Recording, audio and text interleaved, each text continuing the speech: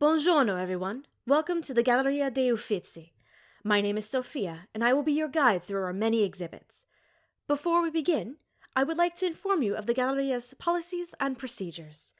First, please note that some of the pieces on display may prove to be vulgar or suggestive in nature. Thus, we do not recommend this tour to children. We leave this to your discretion. Next, we believe the best experience for patrons on this tour is with prior knowledge of the pieces on display.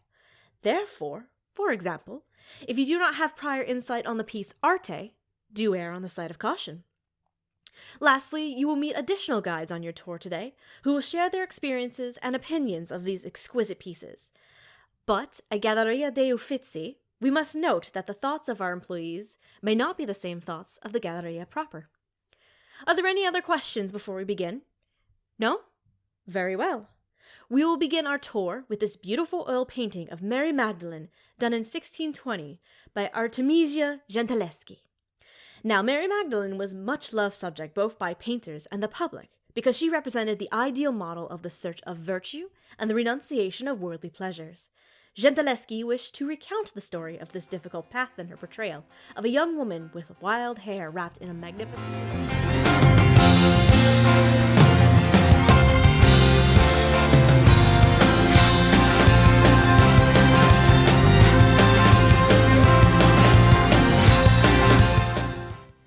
Buongiorno! Welcome to another episode of Dub Talk, the podcast where a group of artisans get together and to discuss the latest and greatest in English dubs. I'm Maestro Stephanie, and I'm here today with my apprentices, Signore Jamal. Anybody who says apprenticeships are dead has clearly never been to trade school. Lady Gigi. It's another episode of the Somebody is Over party. And Signore Andrew. Bellissimo. Buongiorno. Molto bene. Mazel tov. How you doing, everybody? I don't know Italian. Already canceled. Look, we're barely even a minute in. That sounds about right. Look, we're not going to talk to the audience about how you don't know how tape measures work right now, all right? Or what a half bathroom is. Oh my god. Yes. The talk of apartments has been rampant among us lately. We'll just leave it at that. Today we're here to fulfill a special commission from one of our lovely Patreon members. That's right, it's time for the quarterly Patreon request episode. This time we have the ever amazing Marissa Lenti to thank for today's request. Thanks, Marissa. We're here to discuss... Shut up! Let me finish my intro. We're here to discuss love and art with the Spring 2020 series from director Takayuki Hanama and Studio 7 Arcs. We have Arte. If you have not heard of this series, here's a quick little summary. In early 16th century Florence, Italy, Arte is the only daughter of the noble but decadent of a noble but decadent household. Words. Since her childhood, Arte has proved herself blessed with an unusual talent for painting. But when her father dies, her mother tries to force her to abandon her love for art and find a noble young man to marry as soon as possible in order to save the family from ruin. Arte, however, refuses to give up on her dreams. And going against the beliefs of her time, she starts searching for a master painter to work for, hoping to one day become a master painter herself. Her strong determination ultimately catches the attention of the young but well-known painter, Leo, who accepts her as his apprentice. Unfortunately, as time goes by, Arte finds herself falling in love with her mentor, Leo, and is forced to make her choice between her personal artistic dream and realistic love. That was pulled from Wikipedia, don't at me. I was going to say, did you write that yourself? Because I got to have words with you. That was pulled from Wikipedia, don't at me. I was gonna say, okay. Because that last sentence doesn't exactly come into play too much in this show, FYI. But, yeah, so we're here to talk about Arte. I'm taking a brief pause for a second because that fucking Mustang is coming in again. Oh, fuck that guy. Mustang Sally. Oh, that guy All you sucks. wanna do is ride around Sally. Ride, He's Sally, done. ride. He stopped. He stopped. His Mustang sounds better than my dad's Mustang. And what sucks is he parks usually right by my goddamn window, so obviously I hear the fucking thing. It's loud as fuck. I don't care. I don't hate care it. for that guy. I hate it every fucking time. God, I won't be surprised because this happens too. Because he just came back. I won't be surprised that maybe like in an hour or two into this, he will go out again. I won't be surprised. Anyway, back on track. So yes, we're here to talk about Arte, this precious little show that I think might have flown under people's radars personally, and I just adore the hell out of it. It was so cute. I wanted to watch this when it was airing, because under the assumption of the regular simuldub schedule, but of course we all know 2020 is a hell of a year, and the dub didn't actually begin production or really started airing until the fall. And I'm happy it finally did, because it even became a thing, because it's so precious and I love it. And I kind of won't lie, I kind of want to cosplay Arte. I could probably pull it off. Oh, you 100% can pull it off. It'd be great. I might be a little biased in that, but I think you could absolutely pull it off. You are so fucking biased. It's not even funny. Look, I'm not. Oh, look. Am I even pretending I'm not? Fair. But anyways,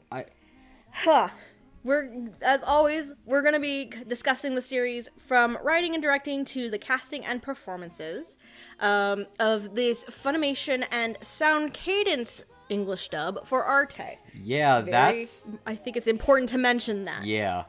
Because realistically speaking, this is the first major show Sound Cadence got their hands on since Actors back in the winter, I believe, of 2020. So it's with that and all the other projects that they've gotten their hands on the past 6 months, not even. They're really really growing, and it's amazing to see it.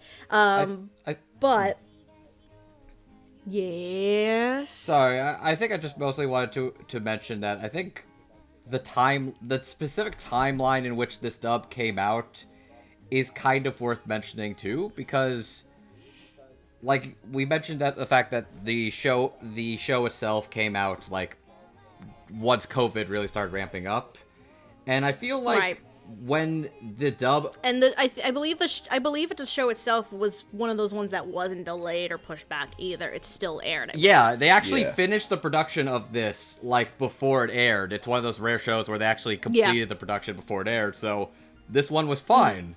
It didn't have any delays. Well, a lot of things that aired in spring 2020 did. But the actual timeline of the dub's kind of interesting because they were still kind of trying to figure out the real method to the madness of doing simuldubs and still doing 2 to 3 weeks behind. And by that point, Funimation kind of picked up a lot of anime, and they kind of couldn't keep up with dubbing and producing all of the anime. So so a lot of the recent shows you see them outsourced to other recording studios like Sound Cadence, Kocha Sound. Okatron has been involved with a few as well to kind of pick up the slack and catch up on everything. But it also, I think, is honestly a really good thing because it gives us different kinds of dubs than the typical in-house Funimation ones that we normally see. Oh, absolutely. So I'm all for it. And Arte is a very interesting situation, so I hope you're ready, señores and señoras. So why don't we begin with our ADR staff? Let's talk about our ADR director, our assistant ADR director. We have 2 scriptwriters, and because with this show in particular, I think this is actually very important. There is a production assistant / script consultant actually credited for Arte, and I think it's very important with this series that we do discuss it a little bit. So I'm going to start with that consultant. We have Emily Fajardo. The only other production assistant credits she has is with Actors Songs Connection. But she has also served as other production ADR staff roles for series such as Thermae Romae and the short film Cannon Fodder, from the anthology film Memories. As for our 2 scriptwriters, we have Clayton Browning and Alex Mai. Clayton Browning, you would know for his work on other series such as Boogie Pop and Others, Kochoki, and SSSS Gridman. Alex Mai, on the other hand, only has one other scriptwriting credit. It's for Sorcerer, Stabber, Orphan. He does have various other production-related credits, but in terms of writing, this and Arte are the only 2 that he has currently. Interesting. As for our assistant ADR director, we have Amberly Connors, who has also served as the ADR assistant director for BDX and Graceria Phantom Trigger. And as for our ADR director, we have Marissa Lenti, who has served as ADR director for other series such as Banana and the Curious Bunch, Kimono Friends, and this thing decided to autocorrect it. But okay. At the time of recording this episode, she was announced as the ADR director for the recently started production for Adachi and Shimamura. Yeah! I'm so excited about that one. That's the exact, crew of people I wanted on that. I'm so excited. Yep. The Adachi Shimamura staff is like the dream right there. I'm gonna kind of start with my thoughts on directing, writing, and all that fun stuff, because there are a couple key pieces of information that I think will be very prevalent. So, in terms of the writing, I'll start there. First and foremost, I really enjoyed it. I love... it was very, very... It was able to stay very casual, very appropriate for the time period that it is, because this is kind of like a historical period piece in a way, though loosely based on the life of an actual prominent painter from Italy during the Renaissance. But I also love, it's one of those shows that integrates the Italian language as well, with a lot of commonplace phrases and terminologies, similar to the only other one I can think of that has done something similar to this and actually has succeeded as well would be JoJo's Bizarre Adventure Golden Wind. But I think the terminology and Italian expressions are actually used, I think, much more broadly and more openly in Arte, and I think how that's incorporated and matching the lip flaps with and everything, it works really well. The directing front, I really, really enjoy this a lot, because there are 2 things about it that I really, really loved. One is the fact that, and Andrew actually confirmed this, because I needed a reminder on a couple of quick things. He actually confirmed this with Marissa Lenti for us. The majority of the cast is actually made up of Italian Americans. So, Yes. So, not only did Marissa and the crew at Sound Cadence go out of their way to include a broad Italian American cast, they took full advantage of remote recording. 100%. Oh, yeah. Because you have 1 or 2 Texas this is only concerning the main cast. You have 1 or 2 Texas regulars. You have a couple people from LA. You have a couple people from New York. You have 1 person from Canada in this cast. So, and that's not even going into the extras. No, not even. Because, you had, we're not going to discuss them, but I know they were confirmed in the rules. You had a random Jonah Scott in there. Jamie Markey was a 1-episode character. You have, God, who else? Chris Guerrero was in there. I don't remember her name, but I saw somebody from Kentucky was in this. Yeah.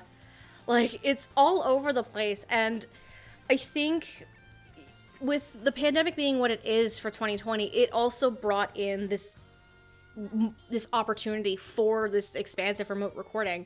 And I'm glad that at least in Texas, it's being taken advantage of so much. And the biggest culmination of that, when you really notice it, coming together in such a way that it works, is 100% this show.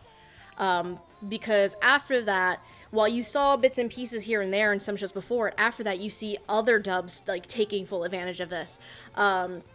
Agudama Drive is actually another pretty good example of this, because you have actors on the West Coast as well in the main cast of that. It's very interesting to see that and see these studios in Texas taking advantage of it. And I really wish that more studios like keep incorporating this. Like, oh my god, the time of recording this episode, Sleepy Princess in the Demon Castle, right? Yes. This is the show.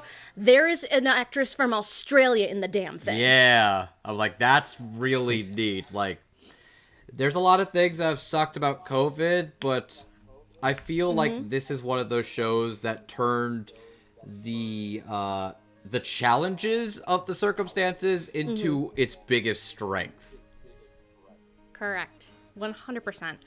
Though, to be fair, there is a slight downside to this, and I saw tweets recently, and I actually had made a tweet a while ago with my sentiments on the remote recording for Arte, where someone has also stated as a counter argument that they also want to see the remote recording not just happening in Texas, but also like in the LA side and the New York side. So that way it gives more opportunities for people in Texas to even broaden their horizons as well. And that is honestly a very, very fair argument to have. Very. Because while Texas is pretty much one of, if not the major hubs for anime dubbing, LA is probably the other big one. Like, I understand there's probably like union rules and regulations that probably might contribute to some of the problems with this. But like having like this expansive, vast pool of talent is just mind-boggling. So having remote recording like this be much more broad and expansive on all different coasts, like, that would be amazing. But Arte is, I think, one of the true major testaments of this remote recording stage and how those opportunities can really shine. And I think it's fantastic. The reason why I wanted to talk about Emily Fajardo as the production assistant / script consultant. So, I remember there being tweets early on when the show was airing as well. Emily Fajardo actually studied art history. Oh yeah, interesting. So, So she brought a lot of the knowledge and experience that she had with her studies into the show, including, there is a line in the show. She actually managed to help integrate a quote from the real life Artemisia, if I can pronounce that correctly, who is the female painter that Arte is loosely based on. It actually came up in, I believe, the first episode, when Arte is talking to Leo about her reason for wanting to be an artist and a painter. As long as I live, I will have control over my being. And that is a quote and line directly or indirectly pulled from Artissima. So that kind of integration kind of just brings more, not familiarity, but historical accuracy? Accuracy, that's the word I'm thinking of. Wow, I can talk. A lot more accuracy to the show, even though it's loosely based on these characters. A lot of the setting and all this stuff is much more accurate, and I think that helps a lot. I really I know I was talking about semantics and logistics and stuff. I love the casting. I love the performances. I don't really have many, if at all, any problems with this. But yeah, honestly, I really enjoy this show. It's just this wholesome thing, and I really, really loved it. I'm sorry I took forever, but there's a lot of like nitty-gritty details relating to the production that I think are very important when talking about this show. Let's go to Gigi. What are your thoughts on the writing, directing of the show? I guess I'll start out by saying that I thought this show was going to be one thing, and then it wasn't. And, well, we'll just put it in this category that I thought it was going to be my type of anime, and then it wasn't. So just keep that in the back of your mind. This has nothing to do with the dub because I thought the dub was pretty damn good for a show that I didn't really like this, at least the whole second half of. Right. So I think the word that you were looking for was authenticity. Thank you. That is that's the actual word I was looking for. Not accuracy, authenticity. Thank you. You're welcome. That's the word I I wanted. didn't want to interrupt because you're not Andrew, so it's okay. Look, I was only chiming in for like this is a Patreon episode. Because this is a Patreon episode, I'm going to quell my cancel party until appropriate time. We can cancel him at appropriate times. I mean, we Yes. could talk about the Rolodex again if you want. I was gonna bring up the nice. Rolodex, Come but I on! Hey, I'll have you know, This is after my- that episode was recorded, several of our friends also were like, man, I had no idea what a Rolodex was, too. I thought it was a fancy watch. So I feel validated that I'm not the only one. No, that just Don't. means you and everybody else who made those comments are children.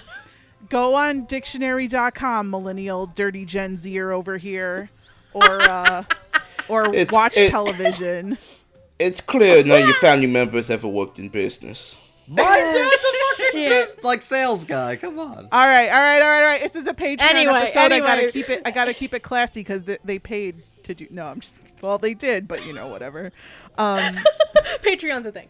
Patreon's a thing, and I mostly only do Patreon episodes now. And besides, I'm going out for like 4 months after I record this, so I gotta mean, like, you and me both. I'm gonna be gone for like at least a solid month.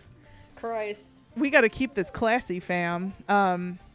Let's So- do it, bitch. So, and I will also preface this with saying that my personal experience in Italian is not as much as my personal experience in, say, like French culture or some other European cultures where I can accurately talk about the accent work.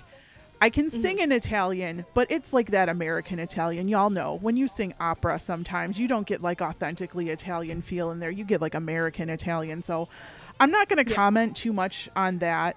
I will say I loved the casting for this. I made a comment on it on Twitter where I was like, this casting is really weird and not what I expected. And even when I heard the actors and I knew of them, what I was hearing was not what I expected from those actors. So it kept me kind of like guessing and really excited, anticipating how they would sound when the dialogue came out. As I talk about the accents now, I kind of liked that there was a lack of accent work.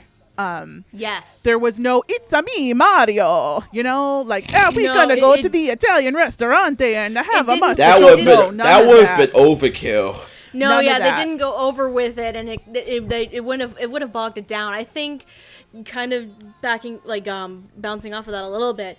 I think that's why the use of like the Italian terminology, I think, made it work so well and kind of integrated much more seamless. So that way you didn't have to have crazy Italian accents. It didn't have the crazy stereotypical Italian accents that are so prevalent in like American media nowadays. And also something I kind of noticed, and this might have sort of had to do with mixing, but I'm kind of hoping that it had something to do with direction, was that almost every time somebody said an Italian word or phrase, it was kind of understated and a little bit softer than when they were speaking like fully in English. So I appreciated that because it kind of like made you listen a little bit more.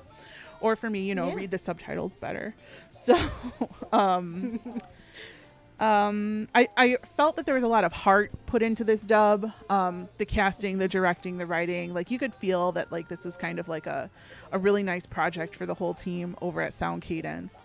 As for the writing, for me, this was a hard show to keep interesting, but they definitely tried. And they tried to make it interesting for people who wouldn't necessarily be into this kind of show or into this kind of genre. Okay. But it also kind of stayed true to the period, but without making it boring. It kind of stayed more true to the tone instead of making it very like dull and stale and all about history. There was a good balance of words that would be, more used today and the traditional words. So I thought that was a pretty nice mix there. there's something else I wanted to say about it, and I didn't write it down. And now I'm kicking myself because all I'm thinking of is it's a me, Mario. So let me jump in on this for a second and Please ask you. do. So basically, what you're saying with the writing is it kept in mind the audience that it was Thank catering you. to, but it Yes. it did have at least the I guess decency is the word I'm thinking of right now, to try and have some authenticity with the historical period. Right. And like, this is what I remembered. Like when I was done with it, I was texting Steph like the last episode, and I was like, is Leo supposed to be Leonardo da Vinci? Don't come at me, fam. It's not confirmed. I don't know my fucking time the period. assumption's there. But he sure was painting in a ceiling, and then I kind of remembered that I Yeah. think that was Michelangelo. I get I don't get the Ninja Turtles mixed up, but I sure do get these Italian Renaissance painters mixed up. I don't think they're going for historical accuracy on this one. Right, but now, like, I Nah, was they're thinking it, and I was like, Leo, now he's painting a ceiling. Could this be like a thing? But honestly, I don't think I could have watched this show in the Japanese. Like, I don't think I would have gotten through it. So, and maybe because of some of the context and the terminologies could have gone over your head a little, or no, I just think that they did a good job in the English. Like, I don't think I don't think I would have been as connected to it if I were to have watched it in the Japanese, and I probably would have turned it off at the halfway point. so it's a better chance that if you had watched the Japanese, your preference would lean more towards the English then. Right. Got it. Okay. Anything else? It's a me, Mario. Oh my god. It's a me, Gigi. Let's go to Jamal. What are your thoughts on the writing and the directing? I'd like to preface my only experience with Italian but Italian food, but The best kind of Italian. Ooh, have you been to Italy? Because those Italian men, and they have like no butts, but damn. They cute. wow. That was the best thing about Italy. I went there for 2 whole days. Is that why? That's all I remember. I didn't expect you to mention Is that why? that Italian men Gigi, have is that no why they butts? paint everything in the front because there's nothing to show in the back? Kind of. It was really weird. I've never seen men with like the flattest butts than in Italy. Oh my so God. weird. Sorry, I'm You done now. heard it I'm from putting the microphone Gigi. down so If I you're don't an talk us man or anymore. woman, stay out of Italy. Shit. Alright, Jamal, go ahead. I'm gonna start with the writers because I know that Clayton a lot of times tends to be a little technical. I thought he and Alex did a pretty good job with what Emily gave them to work with. Alex, I'm not too familiar with him as a writer. I know he does a lot of ADR prep for Sidekickers because I've seen his name on credits before. No, yeah, that's what I was saying before. The only other thing he's done some writing for was Sorcerer, Stabber, Orphan. Otherwise than that, it's mostly just ADR prep, honestly. Yeah. So he's still relatively new on the writing front. Yeah. And Emily Fajardo, I like how she used her art history and knowledge to like really help sell the tone of Arte here, because it was very spot on, even if it is loosely based on a real life person. And I mean, I like Emily Fajardo. I just wish we could talk about her more as an actor, but for her as a PA, she did pretty well helping out with this. And as for the directors, it's kind of interesting because for the Simuldub, did they do 2 episodes a week? Yes, they did. Oh, yeah. They did 2 episodes a week. Yeah. They did 2 episodes a week during its runtime. They did it also for Glepnir afterwards when Arte was done. Yeah, it was every week they did 2. So I would suspect, I probably should have confirmed with this Marissa, I suspect that they had been at least in production for a little while before they started airing the show. By that time, the show was also completely done, too. That probably helped. Yeah. Not only that, but I did learn that this was like Marissa's first Simuldub, so that really helped. Yes, that is also Oh, true. yeah. I believe Amber was a director of actors, so yeah, I think that's correct. I'm also excited for another first she has, but I hope we get to cover that show later. But they do very good work. You know me, I'm the sidekick. I really love any work they put out. Like they could like sell me on like the worst show possible. I'd still watch the hell out of it. No, personally, like, the more projects that Sound Cadence has been able to pick up, I've been just falling in love with them more and more. Because, like, before the pandemic hit, I barely knew anything about Sound Cadence stuff, honestly.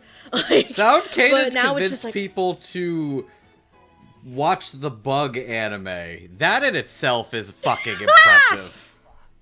I'm still waiting for that Kickstarter to come in this week, but Oh, you're getting it this week? Shit, alright. Anyway. But yeah, I know they're definitely technical enough to be hands on, and I know sometimes they do provide experience to the anime, which we'll get to later on. But Yep. for all the leaps and bounds they had to go through with Arte, I really admire these two on their work, and I'm interested to see what's coming next. Well, I already know what's coming next for them. I'm just interested. About to say, at the time of recording We this, got a Sound good Cadence idea of has what they're doing 2 new next. simuldubs. Both of which Sound are Cadence has promising. 2 new simuldubs they're working on. So... So I'm Yeah. very curious about that Grisaya Phantom Trigger anime though. But I think that was that's also a another Kickstarter story. thing. But yeah. So, Okay. I'm done. Okay. Andrew, what are your thoughts on the directing and writing? Man, y'all took all the good points. Okay. It good. It good. I I'm will, of out. course, have more to say, but the main... Yeah, no, it good. Who does that usually? Is that Amon? Is that who it is? I think so. I think it's Amon who usually does the it good. But yeah, this is... my only real experience was Arte is that back during the spring seasonals for Podcast One, I watched an episode of this and I was like, that's pretty cute. I may get back to it later. And then I did get back to it later because I kind of hit that point where it's like, I really don't keep up with that many seasonal simulcasts subbed anymore. I'm kind of just at that point in my life where it's like, I'll probably just wait for the dub. This season's been weird because I've actually been doing that for 3 shows. You're me then. Yeah. You were me then. I had gotten to that point like over a year ago. Yeah, I've hit that point myself where it's just like, I really don't care that much with keeping up with the subs that much anymore. I'll just wait for like, okay, if a dub comes out, I'll get to it then. Like, the season's weird because I'm actually keeping up with the sub for like 3 different shows, all of which are fucking amazing, but that's irrelevant. I watched one show of this. I watched one show of this. I watched one episode of this subbed. I thought it was very cute and charming, and I would get back to it later. I finally got back to it later. Now that's got an English dub. It was a really enjoyable English dub. It was a really charming show. I enjoyed my time with it. I think the script has the right amount of Italian seasoning into it where it's not distracting, but it enhances the overall quality of the piece overall. I'm sorry, I heard that slight chuckle, Jamal. I heard that. Italian seasoning. It's got a nice rich texture to it, you know? You feel me? Stop! God damn it. We're talking about art, not food. Stop. Food can be art. It can be. Not in this show, it's not. The only food you see is being made is bread. Bread can be art. Thirsty. Bread is art. Bread, broth, lasagna. Have you ever tried making bread? That shit's hard. Andrew, Yes, we made I have banana tried bread. making bread. Andrew, we've made banana bread together. Yes, I've made bread before. Okay. Anyways, go ahead. the point I'm making is the script has a fun little Italian thrown in there, and I think it actually enhances it, but is it, like, distracting? I think it's got the right balance of that. And I think overall the character dialogue and dynamics are very fun, entertaining, and enjoyable. The direction of this is really strong and really solid. And, of course, the most impressive thing overall is, of course, the real ambition, which I feel like we are now at the point where I guess maybe the magic is still there, but at this point it's like, okay, yeah, no, they're just bringing in people from all over. I feel like Arte, when it came out, was like one of the first dubs to really, truly take advantage of the fact that it is a record from home situation and basically Marissa just got anybody she's got contacts with and has a home setup who is also Italian American in heritage, and it's like, hey, you look cool, get in. I think, without a doubt, the most impressive, ambitious thing about this is the casting, and I think that in itself is a really unique, extremely commendable feat that really makes Arte, as a production dub overall, stand out. Yes. All right. I guess that means we're ready to talk about these characters, huh? Mm-hmm. So pretty much, unless we have a time constraint, save for our actual main two characters, everybody's paired up. So, our first pair, they're probably going to go rather quickly, I think. We have Lady Sophia Fallier, and one of the maids of the Fallier family, Daphne. So, Sophia and Daphne, so in the last third or so of the series, Arte is given a job to go to Venice to be the portrait painter for the Fallier family, as well as tutor little Caterina, who we will discuss after this. Sophia is Caterina's mother, and Daphne, I just said, is one of the maids at the Fallier family. So, voicing these two characters, as Daphne, we have Lisa Ortiz, who has voiced characters such as Tsubasa Shibahime in His and Her Circumstances, Roxanne in Ultimate Muscle, and Lena Inverse in the Slayers franchise. As for Sophia, we have Natalie Von Sistine, who has voiced characters such as Rosa Canyon in Rio Rainbow Gate, Saya Irino in the upcoming dub of Black Rock Shooter, and Silver Fox in Kimono Friends. Let's start with... I'm going to start with Jamal on this one. What are your thoughts on these performances? Lisa Ortiz's Daphne, I thought she was pretty good. I don't listen to a lot of Lisa Ortiz voice anymore. I mean, not since the early 4Kids days. It's been like few and far between, but yeah, she did pretty good with what the maid had, and I really kind of admired that. Natalie Van Sistine, well, first off, hi emoji! But, Jesus. I don't understand the context. Watch Kuba Bill, you'll get it.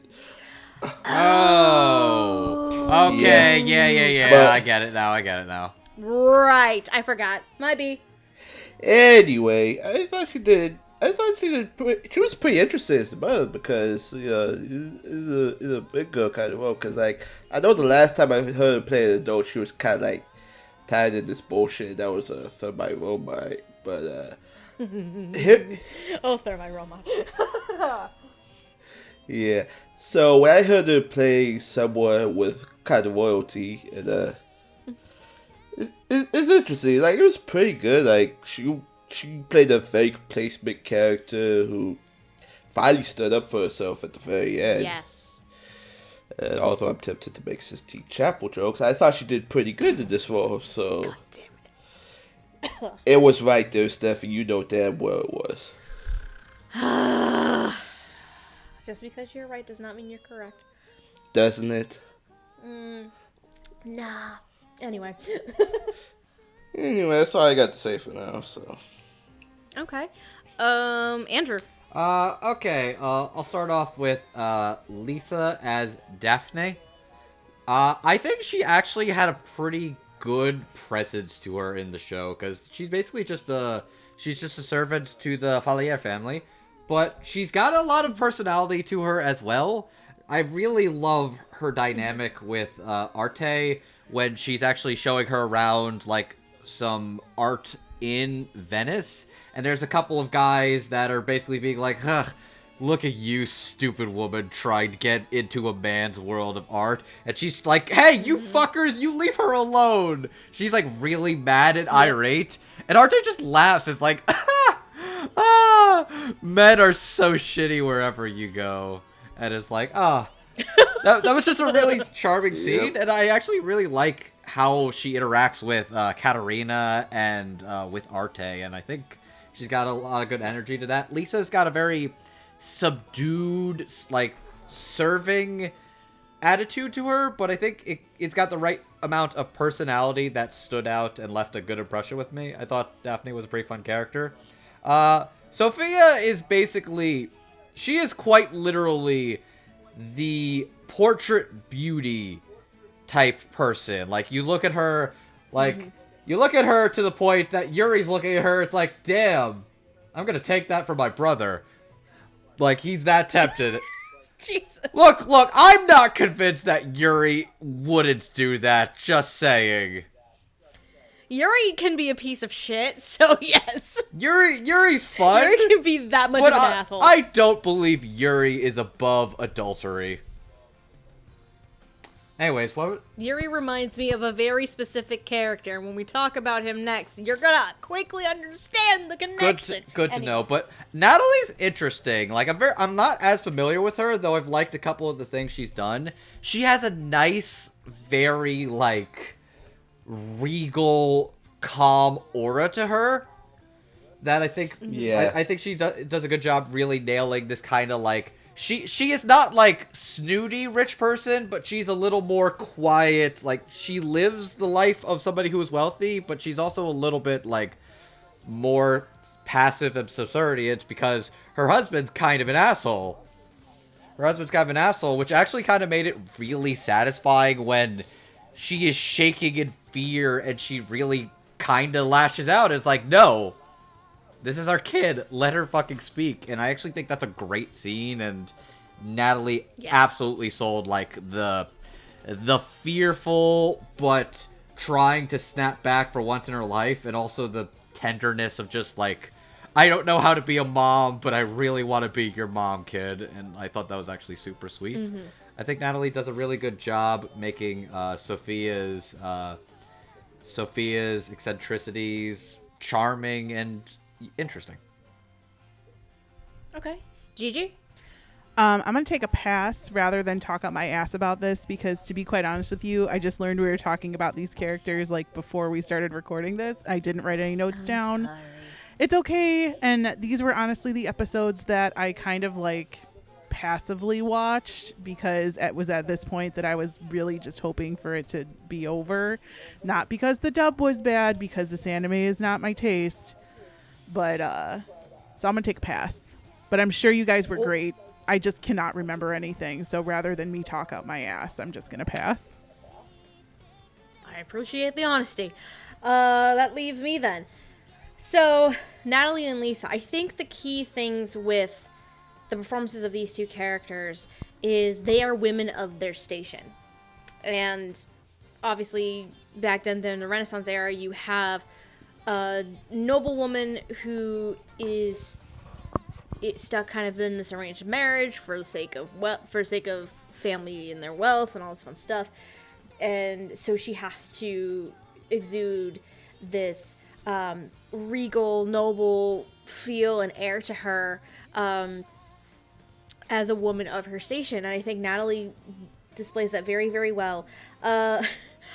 The fact that Jamal brought up Kuma Kuma Kuma Bear, thank you for that, because I almost completely forgot about that for a second.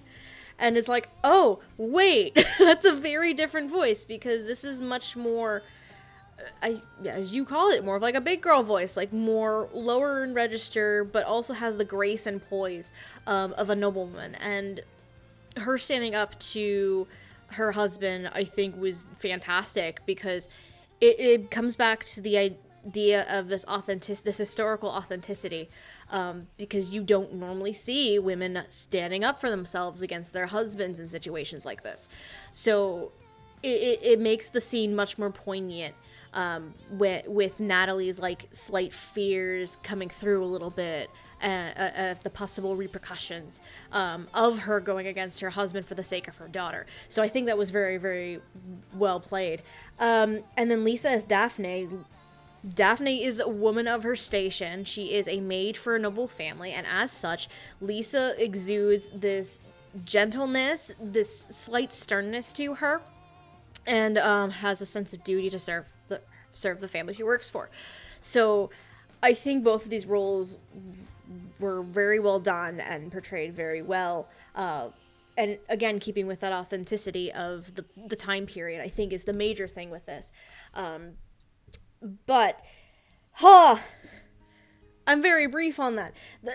I think we're good for the next two characters. Oh yeah, right? before I forget, we're not talking about him. Hi, Chris Guerrero. You were great. Your character was a fucking asshole, but you were great. Yes. Fuck Malta.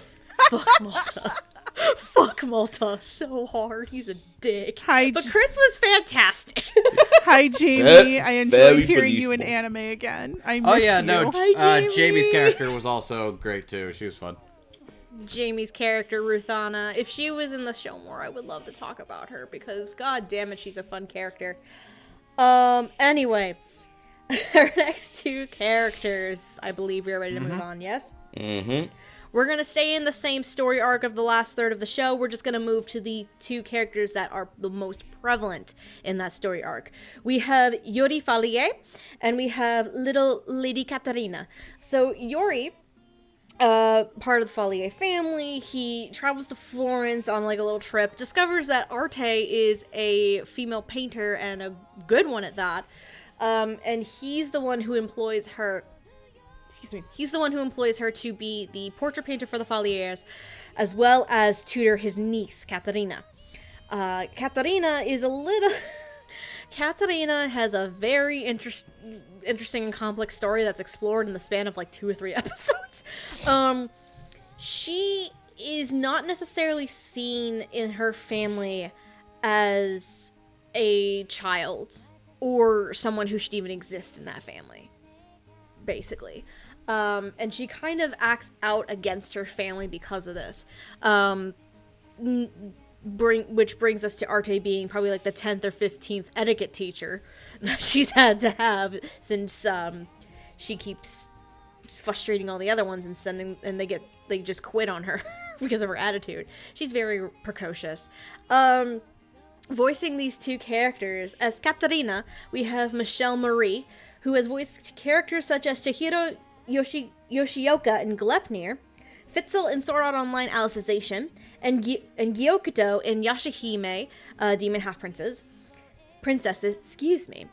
And as Polnareff, I mean Yuri. Okay, just saying.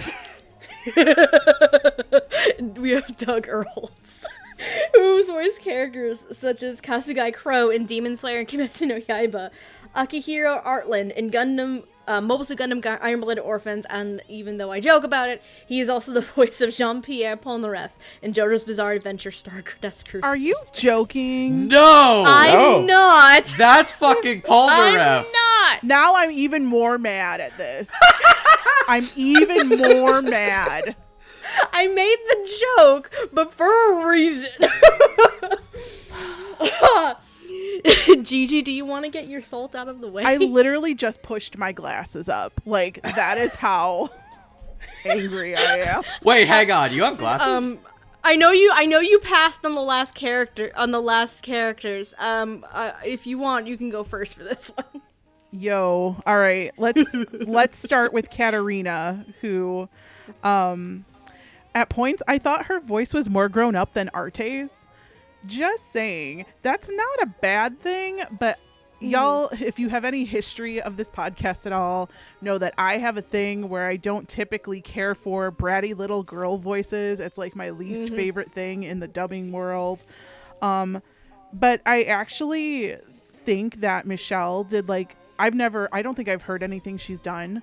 So I thought she brought a good new bratty little girl voice to the scene. Like, I wasn't cringing because it was too high pitched, and I thought that the acting that she put into the voice as Katarina was what was the most interesting to me, because a lot of bratty little girl voices are just one note. It's like really high pitched and whining and they're bitching about something.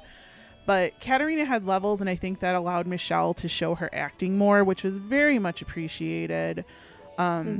And I'll talk about why I think she sounded more grown up than Arte when we talk about Arte, but it's only at certain points. And again, I'll get to it. Now let's talk about Yuri. He is the reason why I hated the second half of this anime, not the dub voice, the character. Really? Okay. He took Arte away from Leo.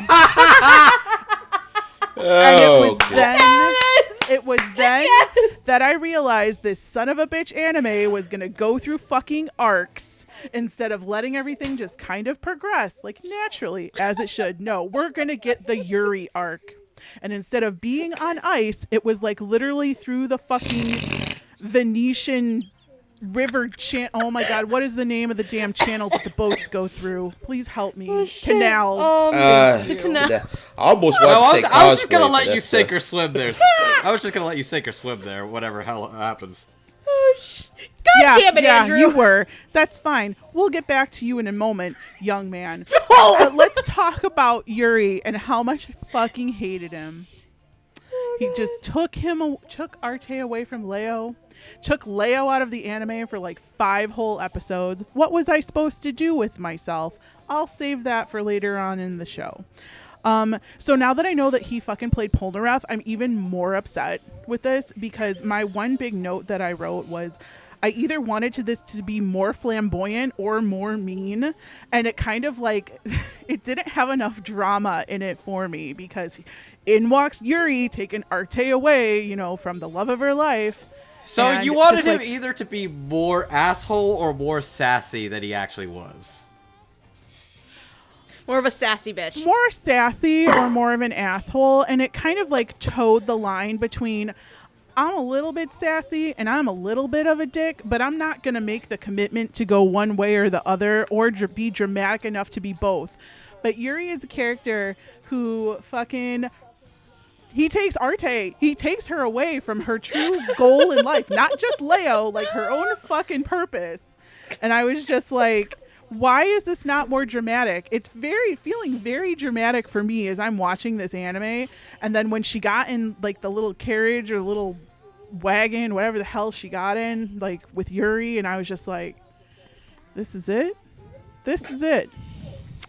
That's all I get. Cool. So I think the lack of drama in the performance made me confused as to what this character was supposed to be. And like as it goes on through the Yuri arc, which I didn't pay much attention to except when Yuri was there so I could make sure to figure him out because I hate him.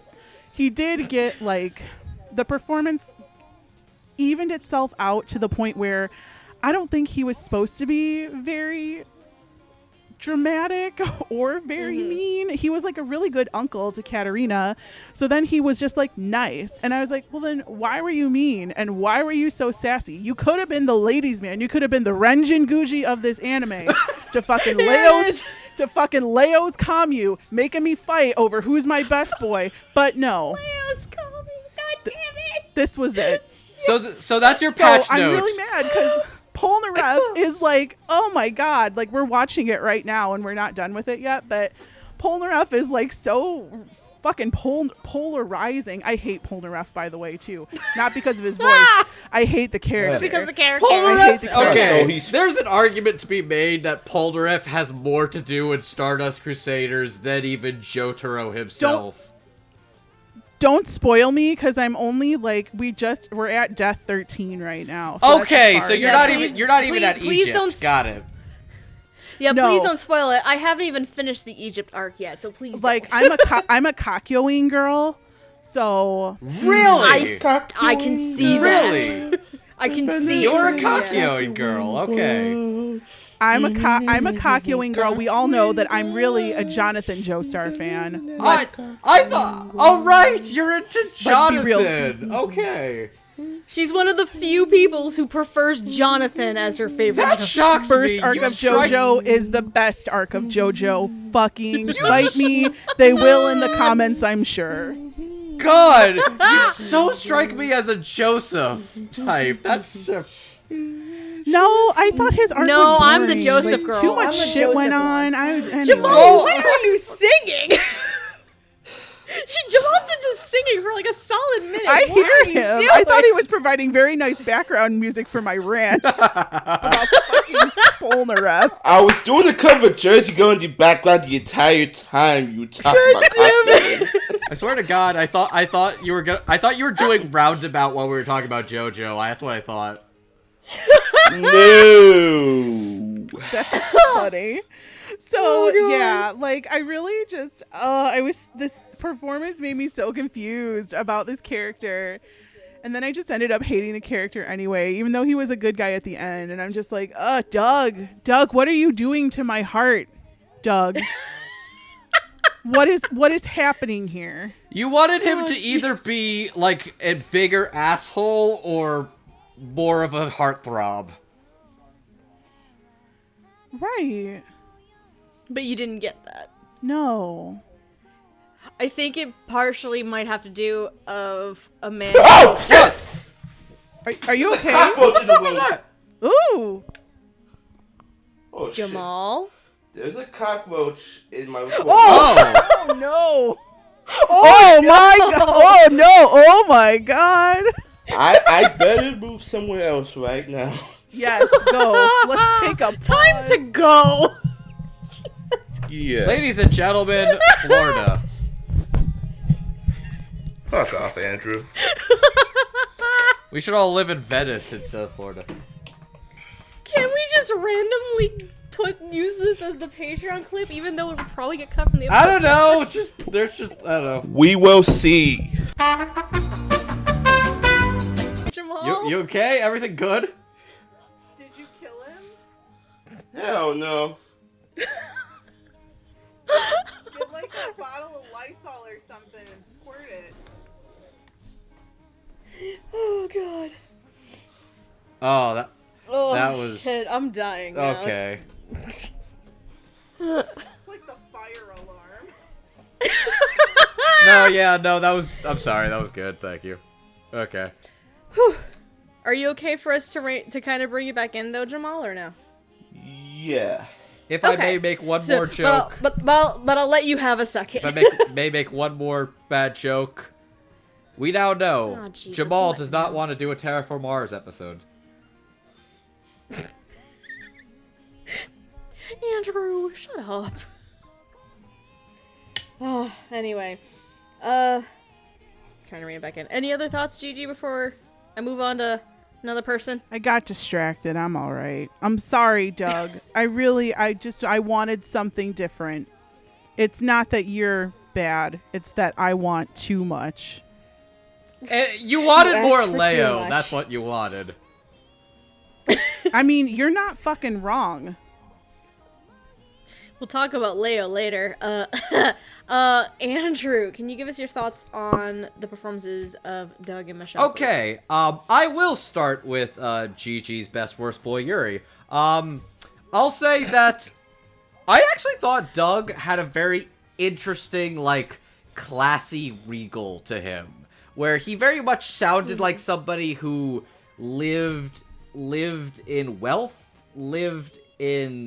like, he was definitely, like, a higher class merchant, for sure. Like, you could definitely tell he lived that lifestyle, and I feel like Doug's portrayal of that really got across that he was a rich man. He had the money, he knew how to throw... Yubba dubba dubba dubba dubba dubba dubba. Sorry. Oh my god. Oh my god. He... I jumped in there with some fiddler on the roof. Fuck.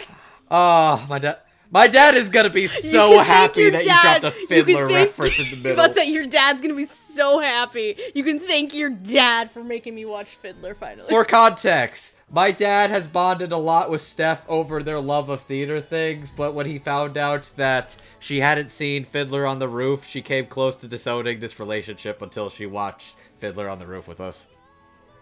Yup.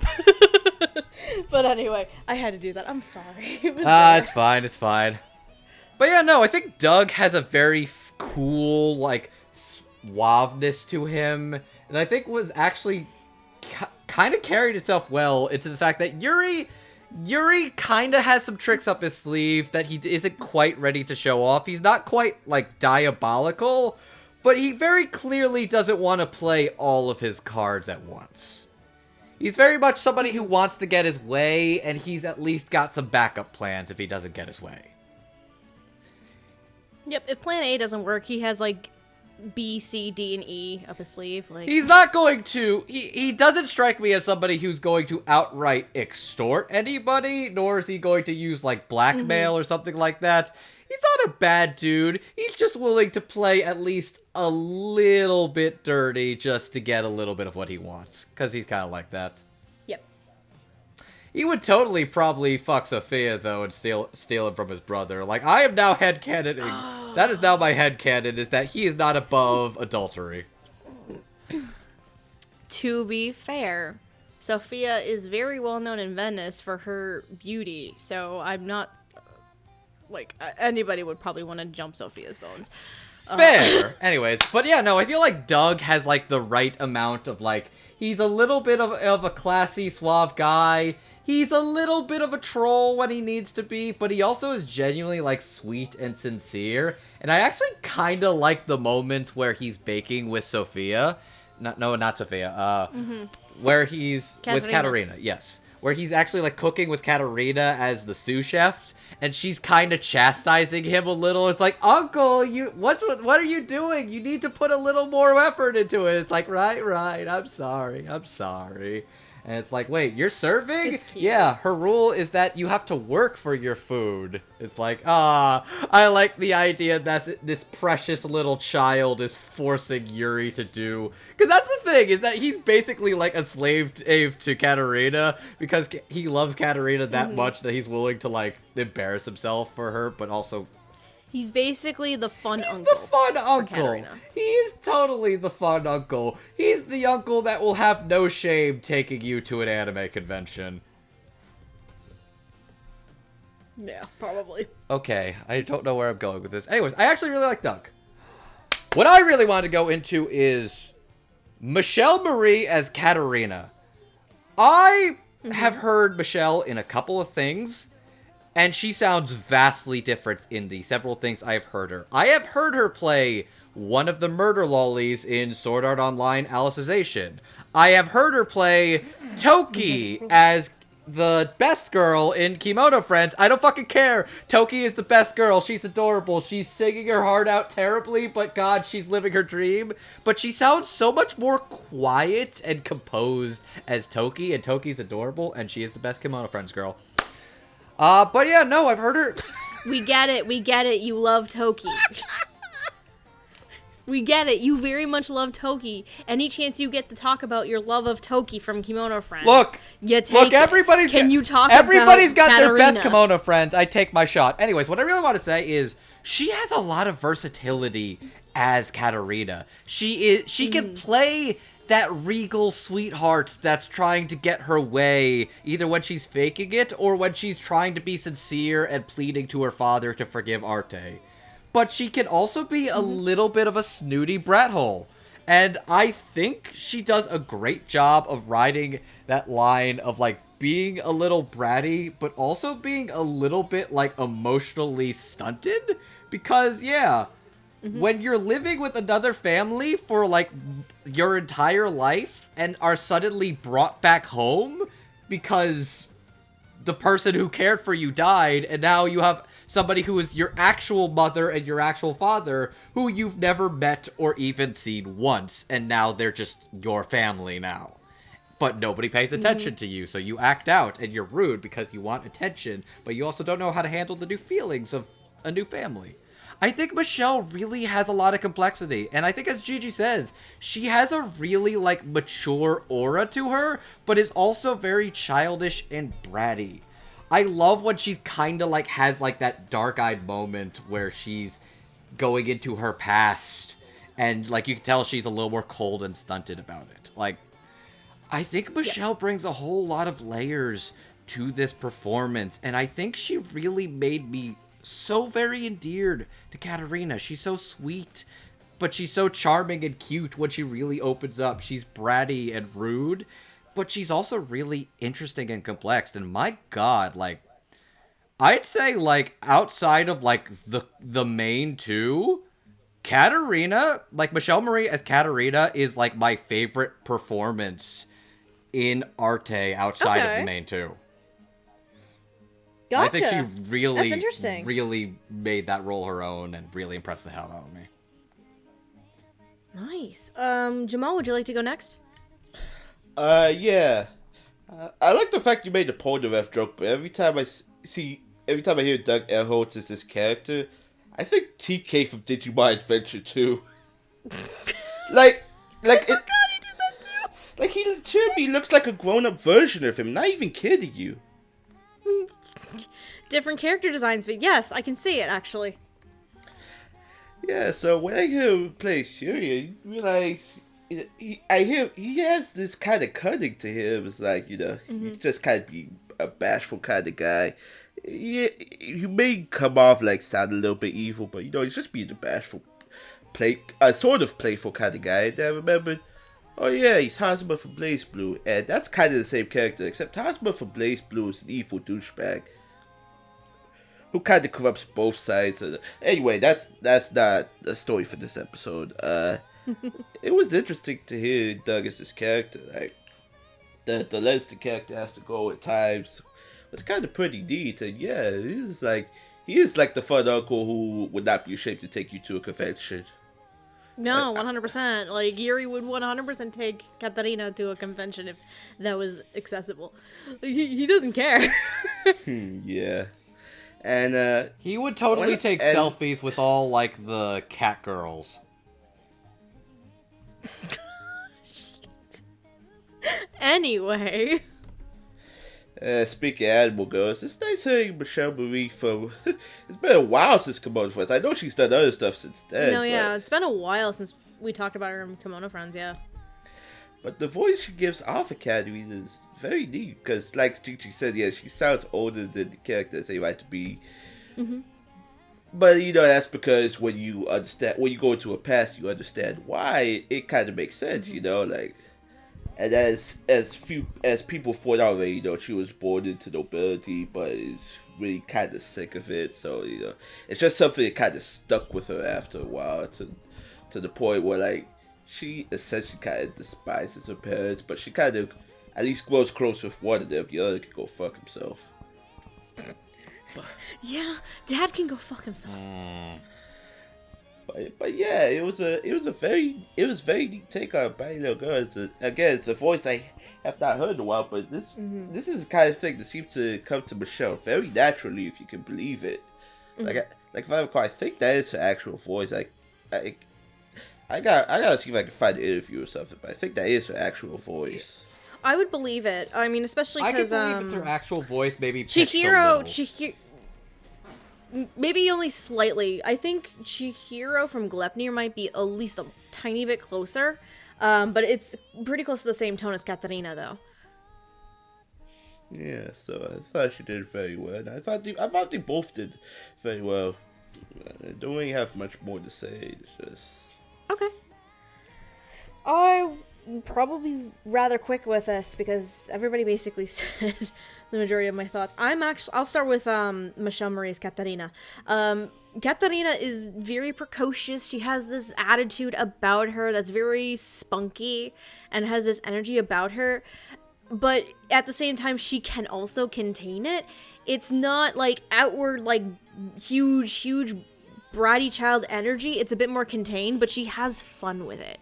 Katarina knows her situation. She understands the place that she is in, her station as a child of nobility. But she's also acting out because for the first 6 years of her life, she wasn't even in that household. And it doesn't help that her dad could pretty much care less about her because she's not a son. So that's, side note, that's why we say, fuck you, Dad. But I think Katarina, I think, has one of the more complex arcs in the whole show, aside from Arte and Leo. As one of the secondary characters, and especially as a major character for this arc in particular, Katarina has much more of a character through line and arc for her story, and I think Michelle does fantastic with it. Not only bringing the attitude and the precocious troublemaker child, but also those underlying insecurities and how she's been internalizing everything ever since she was brought back to the house. I think Michelle Marie is wonderful. And I mean, for me, because I finished Glepnir recently, going between Arte and from Glepnir to back to Arte, and Michelle's performance, it is pretty similar in tone. I would just think the only difference is Chihiro is a teenager character, and she's a little bit older, so she sounds a bit more mature sounding. However, Chihiro is a bit more reserved and shy compared to Katarina here. But Katarina is definitely a really, really fun performance. The reason why I joke that about the whole Jean-Pierre Polnareff thing with Doug Erholtz as Yuri is because this is essentially such an almost one-for-one tone-wise to Jean-Pierre Polnareff. The only difference is he's Italian instead of French. Yes! That's exactly the difference. And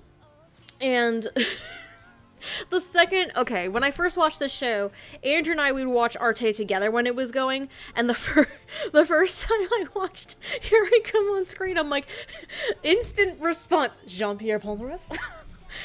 Because this is a very, very almost one for one. This is Jean-Pierre Polnareff, just Italian, not French. But I think at the same time, because again, I'm not done Stardust Crusaders. This is more because JoJo can be very out there and kind of absurdist at times. This is a much more subdued tone for Doug, and I think. Personally, I think it actually works very well. I can see Gigi's issue of not deciding, like, what end of the spectrum Yuri is and where to take it. And I 100% can see that and that being an issue. But for what the character is, he's charismatic, he's very charming. He does have that regal noble air to him. But Gigi, you are right. Like, I don't know if he sometimes wants to be a complete another dick, or he just wants to be sassy as fuck. And he walks kind of that fine line, and it never kind of crosses in one area or the other. Which is fine. I don't mind that at all, but I can see that why you might have an issue with that a little bit. Because when Yuri is sassy, I actually really liked it when Yuri was very sassy. Yes, that was good. Like, I wanted more love of sassy that. Yuri. I love sassy Yuri because he's just very charismatic and just carefree. But I will admit I did like those moments where he had to get that serious tone across. For instance, when Arte overworked herself to the point where she just passes out, and Yuri talks to her about it, and he's like, you are not to keep working at the pace that you're going at, and this is an order from your employer. I really kind of understood that, because it's one of those things where it's like, personality-wise, I can be the same thing. I like being out there and fun and a goofball, but people who know me very well know that when I'm serious or stern or upset, it actually means something. So I think I can connect with that side of Yuri's character actually from a personal standpoint, and I can see how that works. But I love sassy Yuri too. Sassy Yuri's such a fun time, and I do wish it had a little bit more. But I think that's more an issue of the character of Yuri and not Doug, honestly. But no, I did like both of these performances quite a bit. And Katarina, I think, is up there as one of my favorites. Not my absolute favorite in terms of secondary characters. I don't think my absolute favorite. But she's up there. Are we ready to move on to our next set of characters? Yes. We are making some good time right now, guys.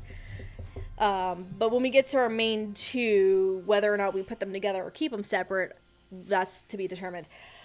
Our next two characters, we're going to go back to Florence, because our next couple of pairs of characters are more prevalent when Arte is in Florence. We're going to talk about Maestro Ubertino and Dacia. So Ubertino, he's a very well-known merchant in Florence. He's this big head honcho kind of deal, crotchety old man, basically.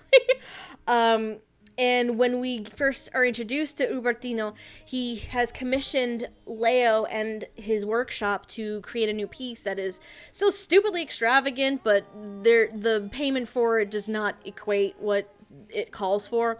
So Arte goes to this whole thing where she tries to negotiate a more reasonable price for the painting he's requested. But we also learn that Ubertino actually used to be really close friends with Leo's former master, and his master had asked Ubertino on his deathbed to watch over Leo for him. Dacia, first of all, she pops up out of nowhere. They skipped her fucking arc. Yeah. Like, there is... Right? They had to have in the manga, because there is a manga that this is based off of. They had to have like, skipped she must an have introduction just for straight up Dacia. had an arc that they just completely skipped over. Because I was... No, 100%. I legit, when I first watched it, I'm like, Steph, did we miss an episode? Did we miss an episode? Oh, yeah. No, she's just there. Yeah. There had to have been an introduction to her. She's just there. So Dacia, she is a seamstress, and in the anime, what we know from Dacia in the anime, she's a friend of Arte's, and Arte is actually tutoring Dacia on reading and writing. So that's the basis of the character. There's again, there's probably more to it, and I would assume that a arc in the manga or something got skipped. Like, when there's they adapted absolutely this, and something it's kind of sad, there. because I do like It's Dacia. just, it's so weird. It's so strange. Yep. In terms of the voices of these two characters, as Dacia, we have our ADR director, Marissa Lenti, who has voiced characters such as Alicia Florence in Aria the Animation and all of its sequels, Chiaki Hoshinomori in Gamers, and Olivier, I'm going to mispronounce this last name, Olivier van der Burme. Vanderboom?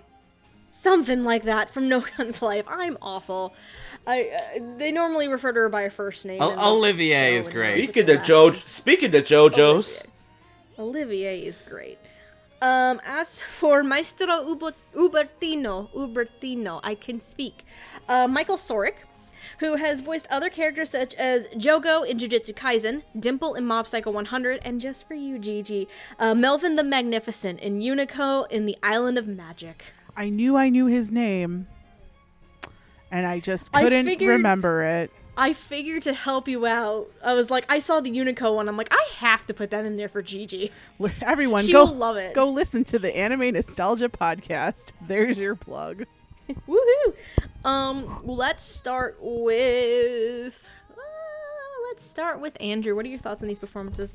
Okay, I'll start off with Dacia. Marissa Lenti does a great job sounding like an adorable, horny disaster child. And... Oh. It's not that she's a disaster, horny child. She just doesn't understand men. And she's very shy and reserved. It's not that she's a horny child. She's just very shy and reserved. That's it. See, maybe, but at this point... No, maybe. I don't It's a yes. There's really not enough to work off of with Dacia, so at this point, without having manga context, I'm just making my own headcanon at this point. That's fair. Again, we don't have a lot of information about her character. You're right. It's so We can only strange. assume right now. It's so strange. Like, could you have not given at least, like, one episode to at least... Or, like, half an episode even? It's so strange that she just showed up. And we get actual episodes for the characters like Ubertino, and then we have Veronica and Angelo next too. like, everybody There's else actual in the episodes core for them. friend group is, like, has an episode introduction, and hers is just completely dropped. It's so strange. Yeah. Marissa does a great job. Strange and kind of upsetting. I think it's strange in the bad way, not in a, oh, that's weird. I'm like, no, that's actually kind of a problem with the structure and adaptation of this show. That being said, Yes. Marissa does a good job playing Dacia, and I love her little shy panic screams. I really like Michael Sorick as tough love tsundere Grandpa Dimple. I adore it. An unbreakable bond. God damn it. No, I like, cause he's basically a crotchety old fart. He is literally like, he is the best and worst type of commissioner. He is the type that doesn't really give a shit about what he's getting, but he has the wealth and he wants to make sure people know it, but he's also the type to make extremely unreasonable, unfair requests. He doesn't seem like the type that's going to, like, he's not going to, like, bug you every, like, 12 hours or so, being like, hey, how's it going? Is it done? Is it almost done? Can you have it done in 2 days? You wanted, like, how many subjects on this, and you want it done in 2 days? He's not that level of commissioner. He's just a guy who wants some really classy art, and he wants to use it to threaten people. Yeah, kind of 2 points with Ubertino's character. One, basically, you just brought up. It kind of brings in the point of not everyone's, like, an art lover for the reasons that you assume it would be. And Ubertino's is a really good example of a different kind of person who buys and procures art. The other thing, it's strictly business and status. Arte literally describes Ubertino's relationship to Leo as Leo's grumpy grandpa or something. It's great. Oh god, yeah, and Michael Zorek really gets across like that old tired, kinda doesn't have time for this, but shows his heart a little more than he lets on. Like, I like the fact that, like, he's a little crotchety, but when, like, Arte actually tries and, like, does a hardcore negotiation with him, he's not even, like, resisting. He's just like, haha, okay, alright, fine, give me that contract. You better make this good, though. So he's at least reasonable. He's not an unreasonable person. He can be reasoned with. You just gotta tickle his funny bone a little bit. And I love the fact He's just a pain in the ass. I love the fact that he is just a straight up, like, tough love asshole grandpa. It's like, motherfucker, how much money do you have? You're dressing like a fucking pauper. You're fasting on Fridays. Eat some fucking meat, why don't you, you fucking brat. Oi. Oy vey. I like Michael. Oh, shit. Okay, I'll jump in, because I'll probably be rather quick, because you kind of already brought in a couple points that I wanted to make. Marissa as Dacia. Aside from how this character pops out of nowhere, and I'm sad that we don't actually get an origin as to where this character came from. Very sad. Marissa's very adorable as this character.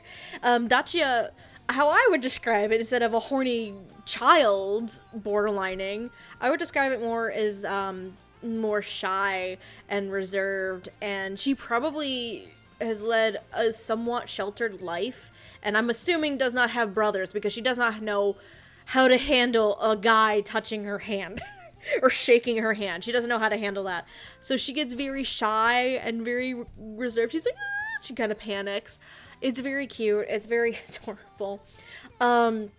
Wasn't there something, Andrew, wasn't there a conversation you might have had with Marissa about how, like, she got excited to play a seamstress?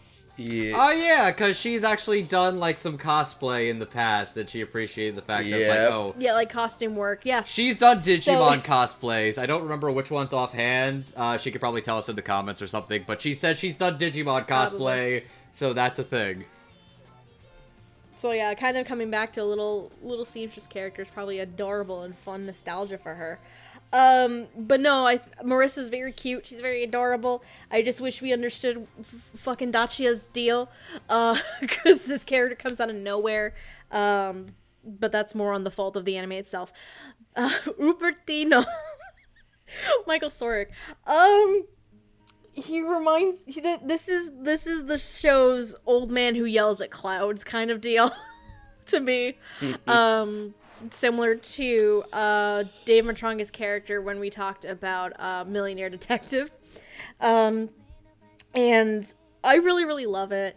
Michael Sorek is always a fun little gruff presence, older presence, because I mean, I really love him, for example, as Dimple in Mob Psycho 100. It's just so fun. But Dimple, this is not, because Dimple is an asshole and can be very sarcastic. Ubertino he knows what he wants. He knows what he wants. He's knowledgeable in his field, because again, he's a merchant. So he's will go on about, like, I know what the market price of paints are. It is da-da-da-da-da. Why should I give you more money? That makes no sense. That kind of thing. So he's very, very hard, but he's knowledgeable in what he wants and how he's going to get it based on what he knows about the market and all this fun stuff. And it's very interesting to see that. But like Andrew was saying, he does soften up a bit more, especially when Arte goes in for negotiations the second time around, and he kind of just relaxes a little bit more, and he loses that facade a little bit. But then you get grumpy old grandpa Ubertino, who just basically is like, "But what? Why you no eating on Fridays, boy? I know you're fasting." Unbreakable butt. It's so funny. Like his and Leo's dynamic is very, very, very much an old man, like, being very strict on his child, essentially. And it's a fun dynamic to see, and both Michael and Leo's voice actor play off of each other with that so well. It's great. No, but yeah, I do like both of these performances. But again, Dacia, we need more context for her character show. What the fuck? Let's see. Jamal, what are your thoughts on these performances? Dacia, of course, she doesn't get to do too much in the show because we don't get to know too much about her. Right. I really like what Marissa brought to the table because, she's an Italian seamstress. Dacia is an Italian seamstress. It's all very simpatico. But, not very much I can say. My only tiny little nitpick is, like, what she kind of says certain names like Veronica, but I think that's because, Italian has roots in Latin, so I can kind of forgive that. Mm-hmm. But other than that, she did a very good job. And Michael Soric as Ubertino, man, this is one grumpy motherfucker. Well, we love him, though. We're an old man who yells at clouds. The fact that his living room is a whole lot of art and he doesn't really care for art himself. It's like being a sneakerhead and you don't really give a fuck about sneakers. I also appreciate the fact that they describe that his own personal quarters are described as Spartan. No, yeah, his study, because he has this drawing room, waiting room that has so much art on the walls. Majority of it being commissioned by Leo's former master, and then he has his study where all it is just like rock walls and then like a desk and a chair. That's it. So I guess pretty much the two rooms he has in the house, you could describe one as classy and the other as Spartan. Yes. Oh my god. Fuck. You set yourself up for that one, buddy. God damn it. I quit. I quit. Oh shit. Anyway. But yeah, the fact that he has all this stuff, he says he uses it as a bargaining chip to prove how powerful he is and how powerful he can be. Mm-hmm. But yet, at times when you see him and Leo kind of butting heads with each other, like, Leo knows he's not going to take no for an answer from him because he knew his previous master well. So you kind of realize it, yeah, like they have like this kind of dynamic relationship that's kind of only spoken through, not in emotion, but in kind of a different way, like in only ways certain types of people can understand, if you get what I'm saying. Yep. Kind of like the cigarette scene at the end of Great Pretender. But Andrew, you know what I'm talking about. You know the cigarette kiss in Great Pretender? No! There was no cigarette kiss in Great Pretender. That's what I wanted to happen with Makoto and Abby. No, you're thinking Black Lagoon. And anyway, you know what? Just because Gigi's here, there was also an episode 1 cigarette kiss in, oh my god, Gigi, help me. What's the fucking weird-ass rap anime? I'm blanking on it. Hypnosis Microphone. Yes, there was a fucking edgy bad boy, like, cigarette kiss in Hypnosis Mike, and I laughed my ass off. Episode 1, baby. That's this how is all going over my head. If you have 2 lit cigarettes and if you have 1 lit cigarette and you light a cigarette off of the lit cigarette and your faces are right next to each other, you might as well be fucking. That's how anime language works. Okay. The point I'm anyway. trying to make is they have like some type of non-verbal communication with each other that. Wait, are you implying that Leo and Ubertino? No, not that type of relationship, Gigi. God That's damn what it. I thought you meant when you I'm were talking about cigarette I'm talking about like non-verbal communication. That pretty much they know what each other's saying without actually saying. Yes. Okay. See, that checks out. I thought you were... That cigarette kiss was probably just the closest similarity that Jamal could pick on right now. See, I thought I get what you're saying, though, I Jamal. think you got the different interpretation of what I meant when I said the phrase Spartan. Yeah, his room was bare. I know. Look, there was a lot of butt stuff going on in the Spartan army. Anyway... Anything else, Jamal? I just think Michael Sorg is good as this crotchety old guy who, despite having a grouchy attitude, is very compassionate on the inside. That's all I really have to say. Gigi, your thoughts on these performances? Huh? Sorry, you cut out. I couldn't hear.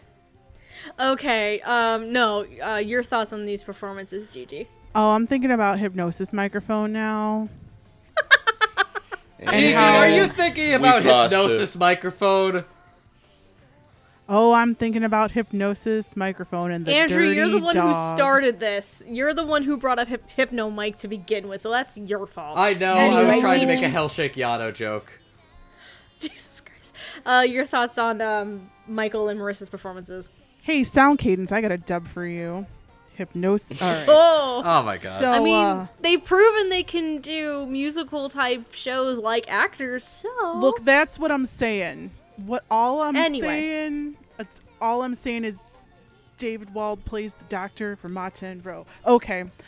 So anyways, you don't even have to pay me for that one. Okay, so Ubertino, my only one note I had was thanks, Angry Grandpa.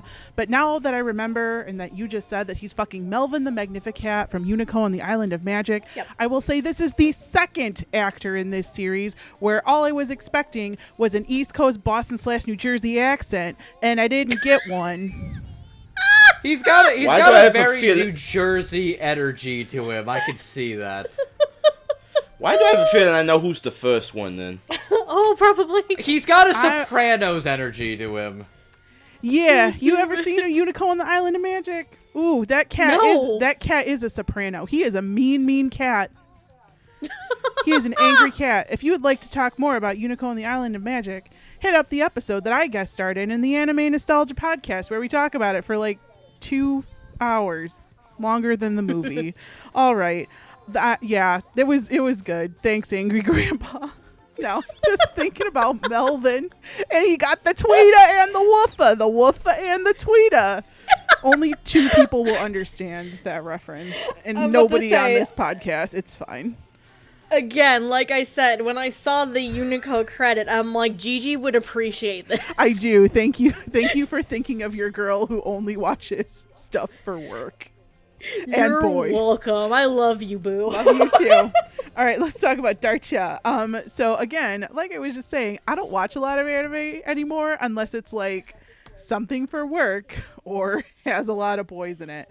So my knowledge of Marissa Lenti as an actor mostly is her doing an animal voice or her playing a really sexy lady. And this was neither one, so it was kind of like refreshing to hear her talk in like a cutesy anime girl voice, because I don't normally hear that in the roles that I listen to her in. So I thought that was really cool. Also, Dacia is like the most anime character out of this whole show. Yeah. Like, she's all like blushy cheeks and like cuteness, and I was like, oh, that's the anime part of this anime. I see how it works. If this was Gigi. set in like What? a modern day Japanese high school, Andrew, she would have swirly Andrew. glasses. Yep. Gigi, you did gamers with us, right? I think it was ladies' night, right? Yeah, but I really Yeah. don't remember it, to be quite honest with you. Oh god, Chiaki was a disaster. She was so good. Chiaki is I very never similar to finished Dacia. it. Yeah, I never finished it. I do remember. I think we only it, did but- impressions at the time. I can't remember. Yeah, But, because we didn't finish She it. was the blue-haired girl, short hair, who was kind of like a secret nerd kind of Yeah, deal. the cool one. She was the cool The one. cool one one that that we liked. all loved. The cool Yeah. one we all loved. Yes. But yeah, I think this is actually pretty similar in terms of tone. I think to Dacia. Yeah, that was like years ago. Quite literally, but point still stands. I know. So yeah, so like I said, it was nice for me to hear today in this day of our Lord 2021. We skipped 2020. It's fine. Nobody cares about 2020 anymore. That's old news. Again, to not be an animal or a very sexy lady. She does both animals and very sexy ladies very well. Trust me, her performance in the City Hunter movie was, you know what I'm saying. Yep. But Must say Olivier in No Guns Life. Yes. Just But no, saying. I really liked it. It was really cute and like the most anime to have ever animated Arte character. Yep. I liked it. Let's move on. Are we? Oh, we're not there yet. Damn it. I was No, ready to go. We have 2 more characters before we get to your boy. All right. Okay, Yug, let's go. All right. Somebody got that joke. I heard it in the I back. did. Give us a second. Oh shit. Okay. Good. God, I quit. No, I can't. I have to finish hosting, and then I can take a break for a while until shit is figured out. Anyway, our next duo. They kind of come up more in the early episodes. Excuse me. We have. God, I either have hiccups or burps going on. What the fuck is happening? Give me a second. It's all right, Yug. Let me get out my pot of greed. Oh, god damn it. Let's do this. Fuck. Let her do the segue first. Oh, god damn it. Now I understand what you subtly said before in Andrew's Yep. that I missed. Yep.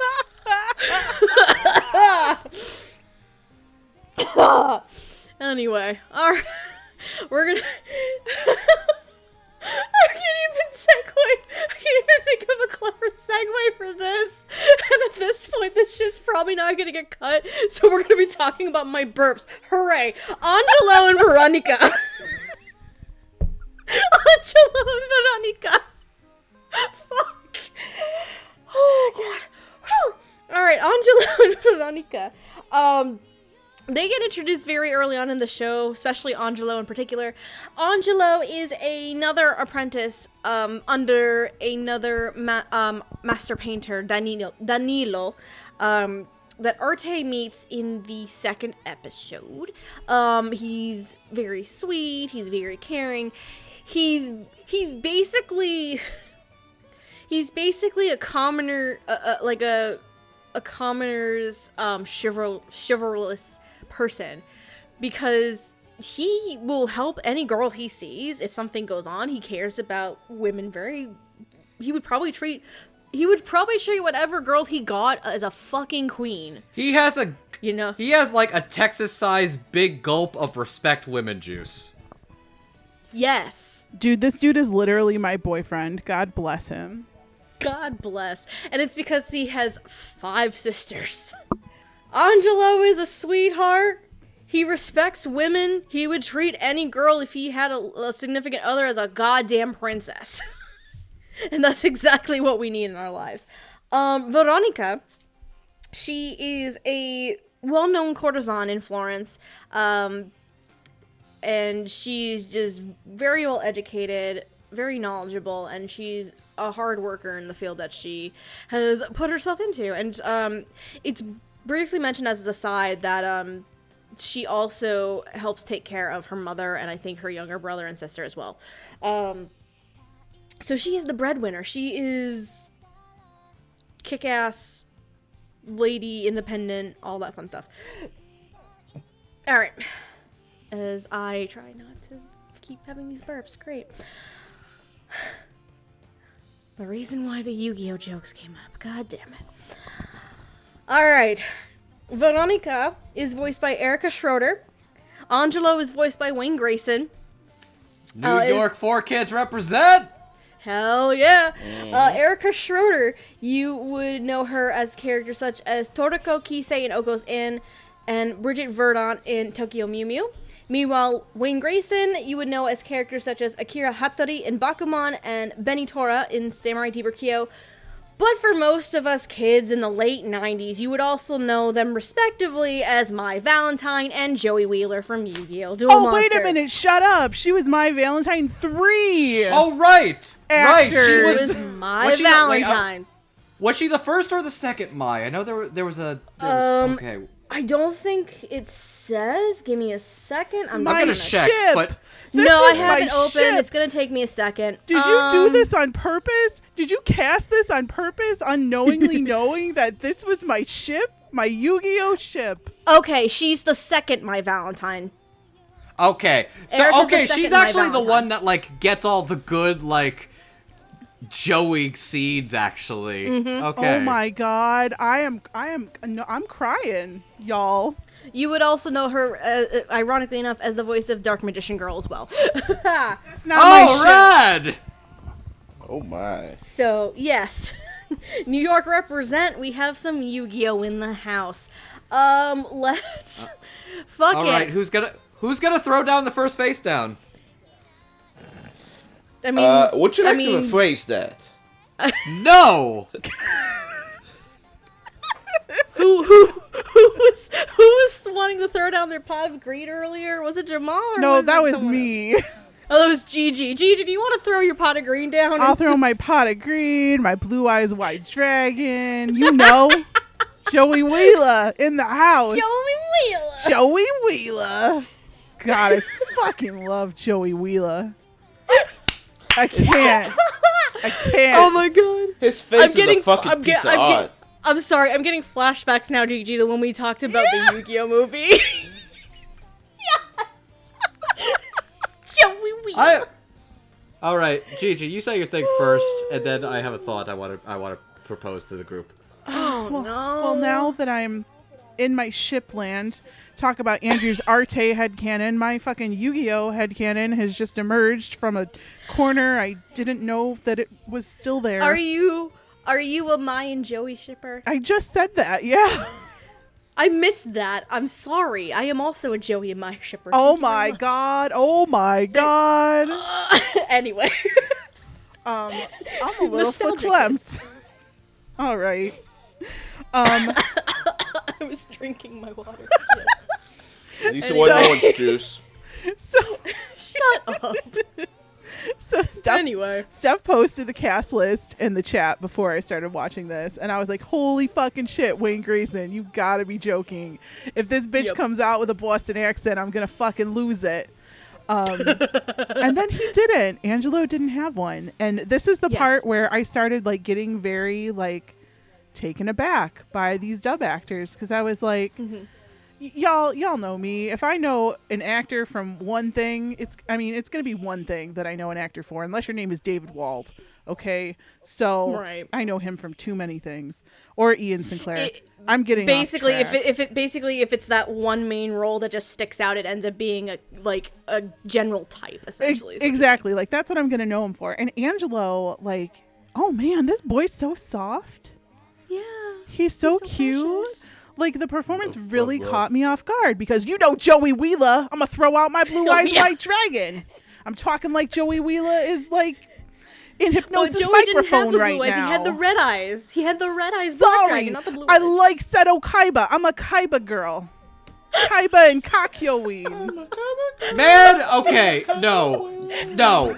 Gigi, you being a Seto Kaiba girl makes the most sense that has ever made sense. Did you not listen to when we talked about the Yu-Gi-Oh movie a couple years back, babe? I didn't actually watch that episode yet because I want to see the movie. Because first. I'm pretty sure that she went into a Seto Kaiba gush rant during that as well, if I remember right. Probably Yeah, I think correct. so. Probably did. But Joey is my favorite good guy. And I was like, wow, Angelo's a really good guy. I was like, what is happening here? This was really good, Wayne Grayson. I didn't know that could come out of you. I am shocked and awed. So thank you for making my day and not talking like this to get in the cars. All right. Gotta get in the car, drive down to Harvard, yeah. Exactly. This is what happens when living near Boston for 5 years is done to me. God damn. Veronica, Erica Schroeder, okay, full stop. She's my favorite female performance in the show. Okay. I really liked this. And I totally, actually, you know what? I don't think I've gotten up to the point in Yu-Gi-Oh! Where she plays my Valentine. Because I stopped at the dragons. Because they were boring. I think that's when she comes played... in is waking the dragons. Okay. Yeah. I think the first person who played her was Megan Hollinshead. Yeah, I don't remember. But I really like this performance. Like, you can hear the sort of levels in her voice and in her tone in the performance between the courtesan part of her, between the independent woman part of her. She's got no shame in her game, and she's no nonsense. And that's really good. And she does it all while being super flirty. And I'm like, girl, that performance is what I aspire to be as a woman. Like, no shame in my game, no nonsense.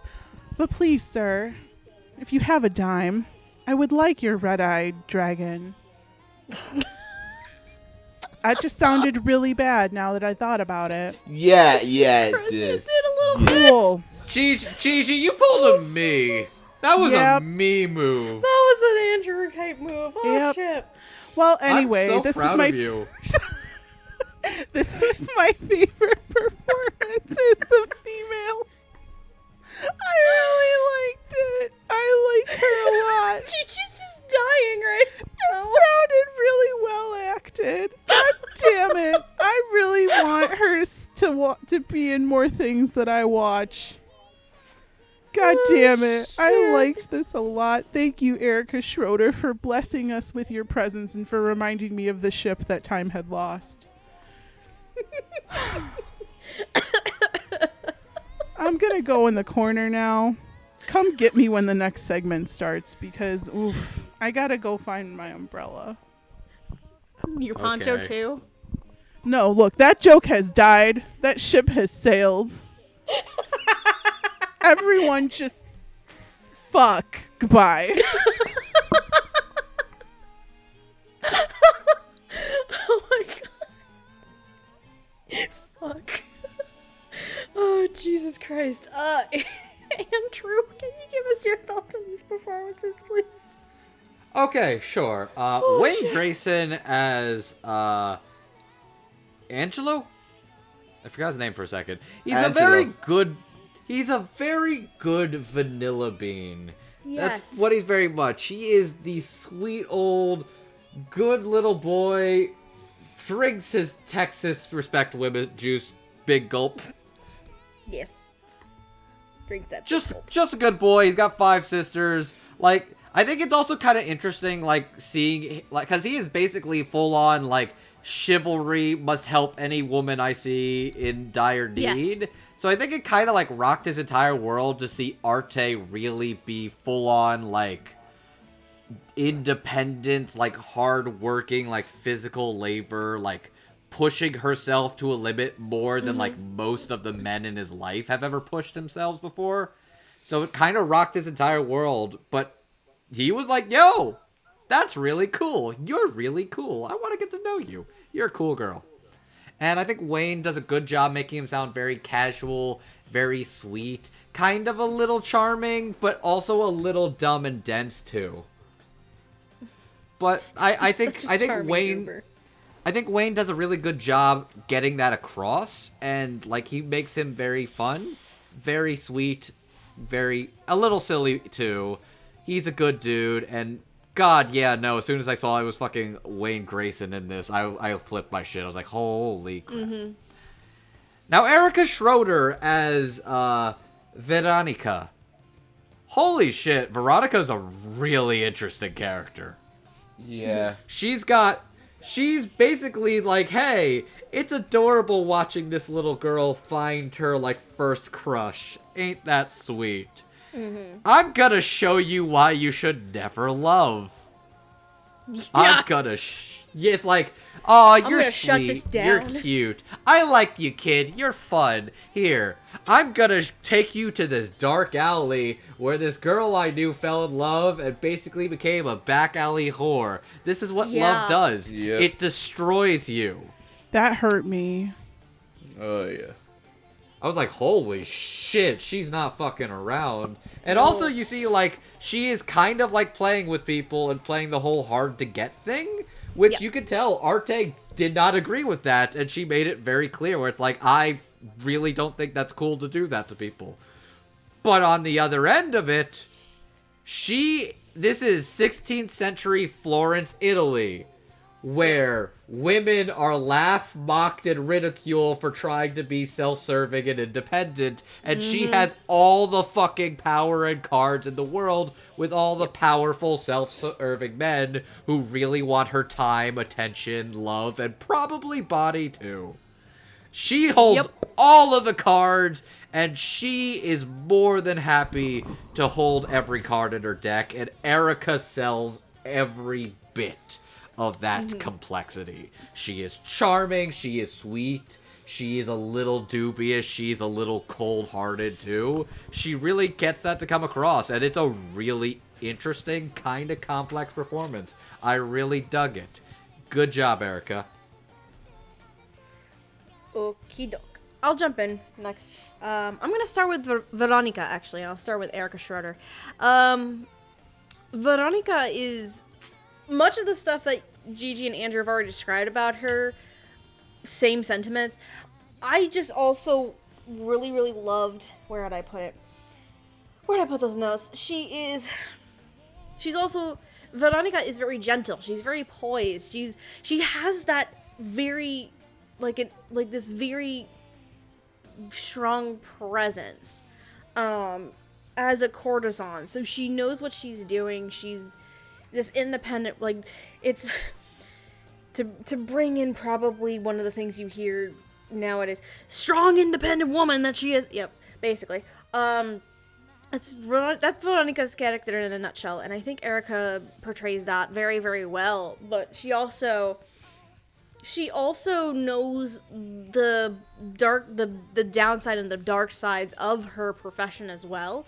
Hence what Andrew described before, that scene in the alley where Veronica took Arte to show her what happens when you fall in love like that. She means very well, but she understands that there are dark moments bad things can happen to people sometimes. She also understands that there are parts of her job that may not be that great. Like very early on, when she meets Arte, not the first time, the second time, she immediately tells her one of the things, because Arte was just gushing about how self-sufficient and independent she is. She's like, well, I'm flattered, but I feel like the moment you learn what my profession actually entails, you might change your mind. Like, she immediately warns her of that. So she is very self-aware of not only who she is, but what her profession entails. And I think that adds a lot more to Veronica as a character, and Erica brings that out very, very well. Angelo, my sweet, sweet vanilla bean of a boy. God damn. We already know Gigi loves fucking Leo. I love Leo too, he's great. But Angelo's just a sweet vanilla boy. You know me and my like of vanilla boys. Yeah, we've noticed. We know. We know this. Hey, what's that mean?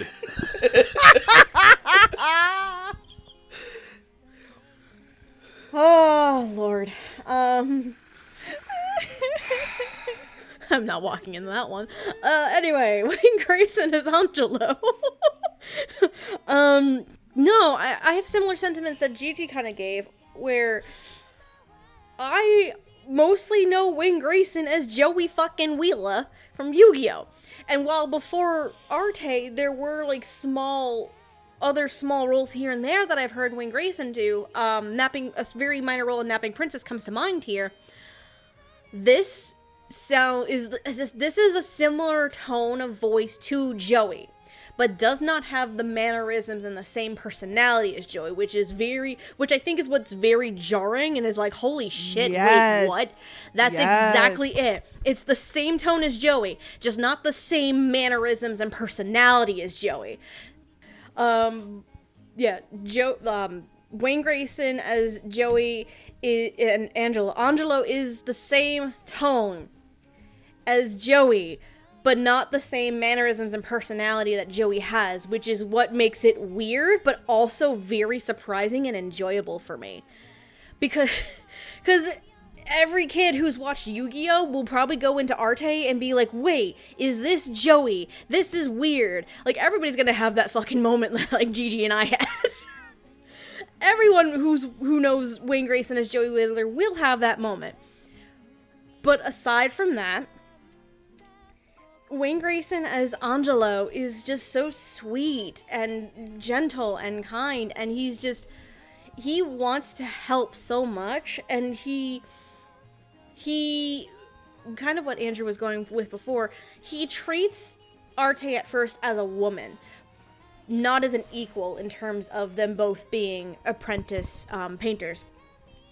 And over time, he starts treating her more as an equal, because at the end of episode 2, for instance, when he comes home again and we see his sisters like throwing like a bunch of things and like asks of him to do, he's like, you know, you're actually more capable than you think you are.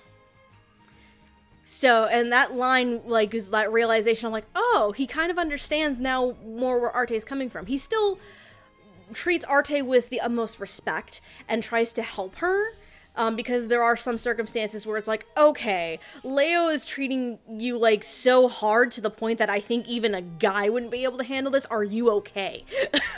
Like, he treats her more as an equal, and I think Wayne Grayson's portrayal of Angelo is very soft and gentle and kind and just so sweet. My sweet little vanilla boy Angelo, he's so precious. I love him. I actually think in terms of the secondary characters, this is actually one of my favorite performances. There's quite a few really good performances. I loved Erica as Veronica. I really love Wayne as Angelo. I love Michelle Marie as Katarina. Like, a lot of the secondary performances I really, really enjoyed. They're so strong. But yeah, both Wayne and Erica, I think, were just very, very wonderful performances. Jamal, I think that leaves you, yes? Yeah. So, I guess in all the Ensuing Chaos, we never really talked about Veronica's character much. Mm-hmm. The show states she's a high-class courtesan, which generally means prostitute. But, yeah. A nicer way of calling someone a prostitute, basically. Yeah, if you kind of didn't pick up on that, watch the last episode she's in where she talks about she needs a painting in her room to help her clients relax. Yes. Mm-hmm. But hearing Erica Shorter is kind of a breath of fresh air because, like I said, like we've known her for like 4Kids kind of stuff. Because I think, if I remember correctly, she was also the previous voice of Blaze the Cat in Sonic X and the like. She was, yes. She was the 4Kids Blaze the Cat. No, she was the first voice of Blaze the Cat. Blaze the Cat came to exist during the 4Kids era of the Sonic cast. Yes, I know that. I used to be a Sonic fan when I first started out on the internet. I'm still a Sonic fan now and forever. But yeah, that's the same type of voice I kind of hear from her. The regal kind of presence, but she's self-aware and understands what needs to be done in order to always survive. Mm-hmm. And I thought she pulled that off pretty well. Wayne Grayson, yeah, like you said, everybody know him as Joey Wheeler. Yeah, it would be kind of jarring for them to hear him as this role. In which, welcome to the world of dubbing, ladies and gentlemen. Welcome. Have a seat. Also, it's kind of interesting we're talking about him and Doug Earholtz in the same show because when I first saw Joey Wheeler on TV, he almost, to me, looked like a bigger version of TK from Digimon. Fuck. 2001 was a hell of a year, let me tell you that. Oh, I bet. Anyway. Yes, but hearing Wayne Grace outside of what we normally hear him as is very interesting. Not something you get to hear often, but when you do, it's always very interesting. And I thought he did very well as Angelo, as a chivalrous apprentice who's willing to help whenever and whoever's in need. And of course, he's very chivalrous because you find out he's pretty much the youngest child of 5 other sisters. No, he's not the youngest. He has 2 younger sisters. Oh yeah, I forgot the 2 younger sisters. He's kind of in the he's in the middle of like 6 kids total, but being the only boy. Ooh. Good thing he picked up on habits quick, but man, it must have been difficult for Angelo. But Wayne does a very good job portraying that personality to him, that aspect of him, because. It's funny because I thought Angelo was going to be a little bit more of a prominent character, but for what we got, it worked out very solid. So. I'm good. Alright, so I think we're good to move on, which means we have 2 more characters left. For the sake of time, I know I said I wanted to talk about them individually, but for the sake of time, I think at this point we're going to put them together. So, we have our 2 main characters. We have Arte, and we also have her master, Leo. So, Arte, as originally described in the beginning of the episode, she comes from a noble background. She has a very uncanny talent for drawing and painting. And after her father passes away and her mother tries to force her to stop, she goes out and she tries to become an apprentice at a workshop where along the way, because she keeps getting denied over and over and over again because 1, she's a woman, 2, she's of nobility, and you don't see that shit ever in that day and age. Along the way, because of that, she meets Leo, who is... he can be kind of grumpy. That's fine. He's a master painter in of his own right, and he has a small workshop where he decides to take on Arte as his first ever apprentice. But what we learn very early on as one of the reasons why he kind of connects to Arte and decides to bring her on is Leo's background, where he actually was a poor beggar when he was younger. And he ended up stumbling into being an apprentice at a workshop as well after being denied so many times. So the 2 of them have may have come from different backgrounds, but are very similar in terms of their stories. And that's why Leo kind of has, I guess, a little soft spot for Arte because of that. So our 2 individuals voicing these characters. I'm going to start with Leo, and I very much apologize in advance for mispronouncing this name. Leo is voiced by... Where is that pronunciation you gave me? Leo is voiced by Gianni Montagrano. I think it's Matragrano. Yeah, Matragrano. Matragrano. Wow, I can't even do it. Gianni, who actually doesn't have a lot of anime credits under his belt as of now. The only other major characters that I could find in terms of credits would be Mira from Bidex, Kamata in the short film Stink Bomb from the Memories anthology, and recently announced he is also the voice of Minotaur in Sleepy Princess in the Demon Castle. As for Arte, she is voiced by Felicia Angel, who has voiced other characters such as Aoi Asahina in the anime iterations of Danganronpa, Alex Benedito in Gangsta, and Kohaku in Dr. Stone. For shits and giggles, I'm gonna go first on this.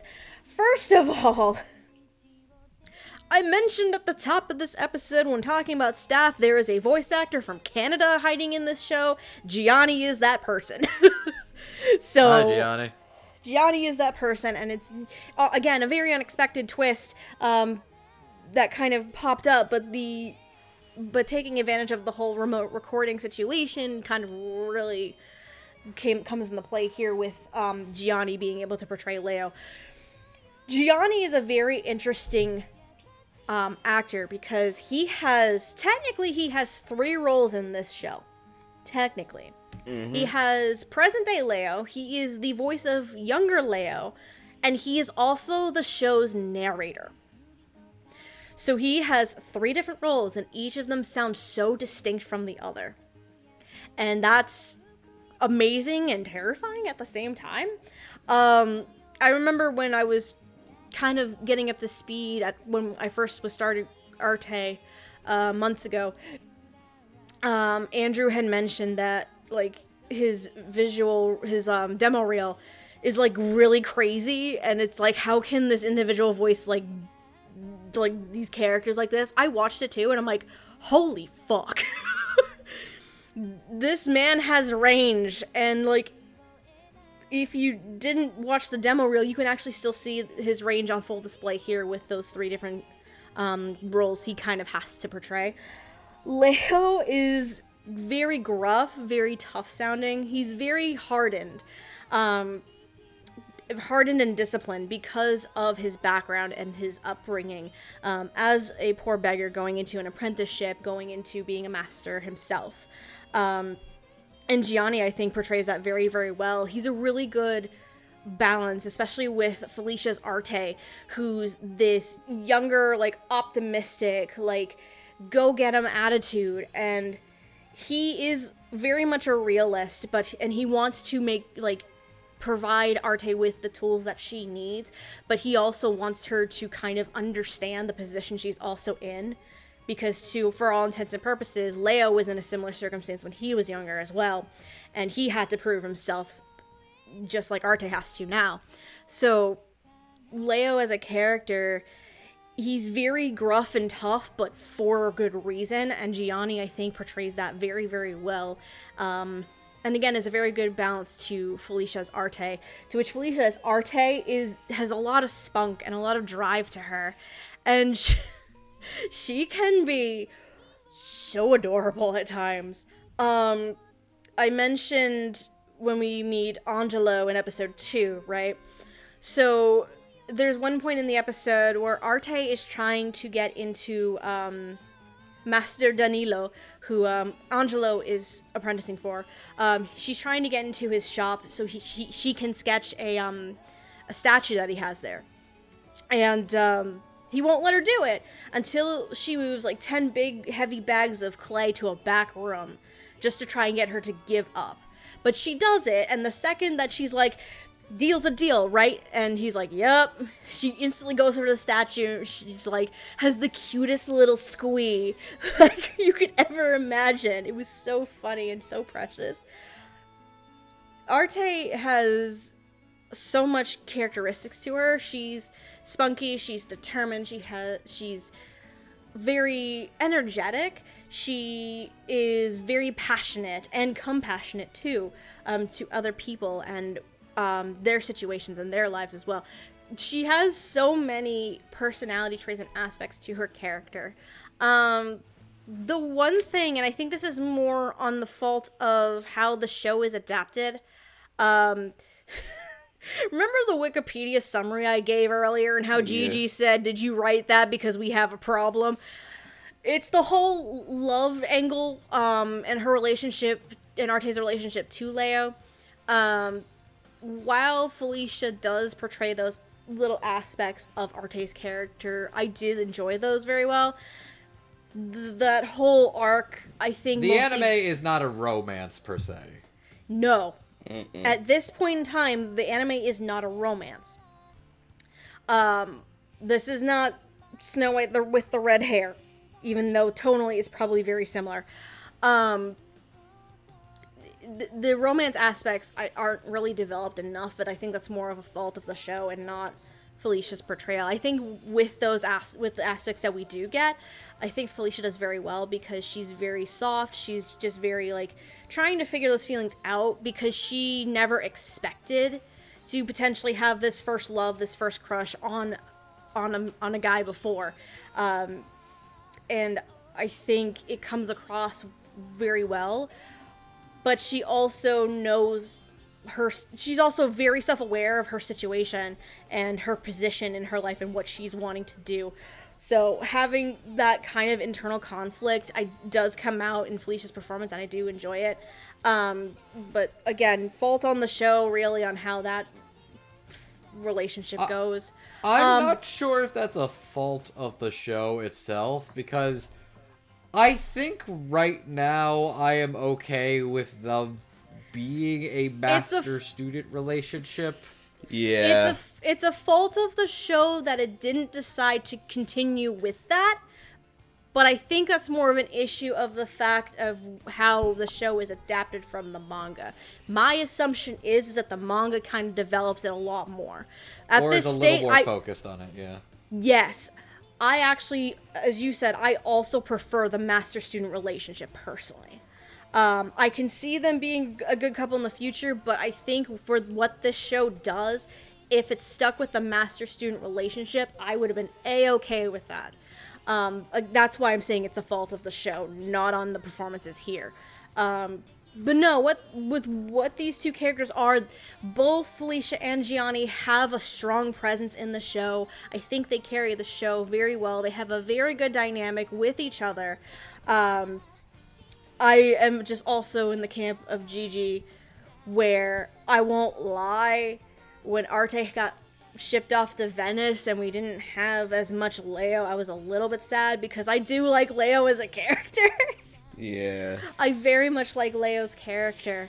But no, these performances, I really do enjoy them, and I think they do very well and carry the show. Steph, you can say he's hot, it's fine. Andrew, I'm into vanilla, boys. We both know this. Okay, fair. But look, He anyway. is. I will. Anyways, say I'll that say it for you. Look, Leo's Leo kind is of fucking fine. attractive. Leo's kind of Leo is fucking attractive. Shut up. Leo is attractive. He's not my normal kind of type, but he is fucking attractive. Alright? I said it. God. Jamal, would you like to give your thoughts on these performances? Yeah. Hi, Gianni. It's nice to see you again. It's been a minute since I did the B-Dex episode, but from what I remember, Gianni, his voice was kind of impressive. Like, but the fact that the man has range, like, I've seen some clips that Andrew retweeted, like, of Master Chief and Spike Spiegel he did. Okay, his fucking Steve Bloom's Spike Spiegel impression is fucking spot on. Holy shit. Anyway. Yeah, but the fact about his range was very interesting because I went to see how to pronounce his name and I found some of his Twitch videos. I'm surprised how naturally deep his voice is. Like, I couldn't believe it. Nice. But yeah, so I was say I only have context with like visual and demo reels. I don't have context as to the real tone of voice. So it's very impressive, I will say that. okay. So the fact that he not only plays Leo, but his younger self and the narrator, and they all sound different, that is just chef's kiss. Chef's kiss. Yes. But I think we're all here to talk about the main character of this show, Arte. And I must say, Felicia Angelo was very convincing as her, because for one thing, she has this kind of spunky determination that you don't really see in other characters. I mean, yeah, it is kind of like Snow White with him, because I remember at one point, she actually just cut off her hair to prove that, she was just more than a girl. In the first episode, too. Which, by the way, you want to talk about tropes I love? I love the cutting off the hair thing in anime. It's one of, like, my favorite things, and they did that episode 1. I'm like, yeah! And then she started cutting off her tits, and I was like, no, sweetie, don't do that! The fact that she almost went Van Gogh on her breast kind of scared me a little bit. Van Gogh on her breast, god damn it! Oh my god, but... yeah, like she manages to do his character very well. She managed to do it justice, and I know the cast, because we said that the cast was predominantly Italian American, right? Correct. We did very early on. I know Felicia's Cajun, if I remember correctly. So the fact that she has to play this type of character, which thank God there were no accents, because even though there were tiny words sprinkled in there, I think she managed to do it very well. Like I said, because with language, a lot of these are like Latin have roots in Latin, so she managed to get away with that very easily. But I thought, for what it is, Felicia managed to take the character on a journey very well, and the vice versa with the character in her. And I just wish this wasn't the be all end all. I wanted to see where it goes more, especially when she defies what what plans her mother had for her originally. Then they kind of just reconciled at the end all of a sudden. Yeah, clearly the anime kind of skipped a few things in the manga. Well, it is loosely based. Whether that how much they skipped from the manga, who knows? I mean, if there's any proof of them skipping over stuff, Dacia is very much proof of that. But anyway, I digress. Yeah, it's amazing because it kind of reminds me of this movie I saw a long time ago. I may plug that final thoughts for later, but it was very neat, and I really hope I can see more Felicia roles like this. So Okay. Gigi, you want to talk about your man? Jamal, did you talk about Gianni already? Yeah, Yes. Yeah, he did. Wow. Okay. I'm losing my mind. Gigi, you want to talk about your man? Sorry, I was trying to buy something on Twitter. What else is new? You're fine. I'm going to talk about Arte first. We'll just Okay. do this first. I also thought this was going the way of Snow White with the red hair, which was a sad day for me because I'm the only person who doesn't like Snow White with the red hair. When she started getting that blushy face around Leo, and I was like, oh no, this I don't want it. And then I did want it, and by the time I wanted it, it was too late, and we were off in Yurio land, and I was upset. So The monkey's paw rears its hand again. God damn it! Like I really what? really wanted it. I hear Jamal singing "Apologize" by One Republic in the background. It was not One Republic. Thank you very much. It's a different song. Really? Which one? It's too late to apologize. That's by One Republic. That's One Republic. No, not that one. There's another Sing one? it. Sing it again. Oh my God. It's too late to apologize. That's One by One Republic. Republic. No. What? No. Look it up. It was in the gossip. It was in Gossip Girl. Look it up. I have many of fond memories to that scene watching Gossip Girl and One Republic playing Bro, in the I'm background. going to Look it up. unless there's a different version of this song that you were thinking of, it is One Republic, sir. that This sings apology song. isn't going so well, buddy. Oh shit, it is. Okay, you stop playing that name- right now. We I need can this name that tune in monetized. one note, son. Well, I know it's going in the bloopers reel apparently.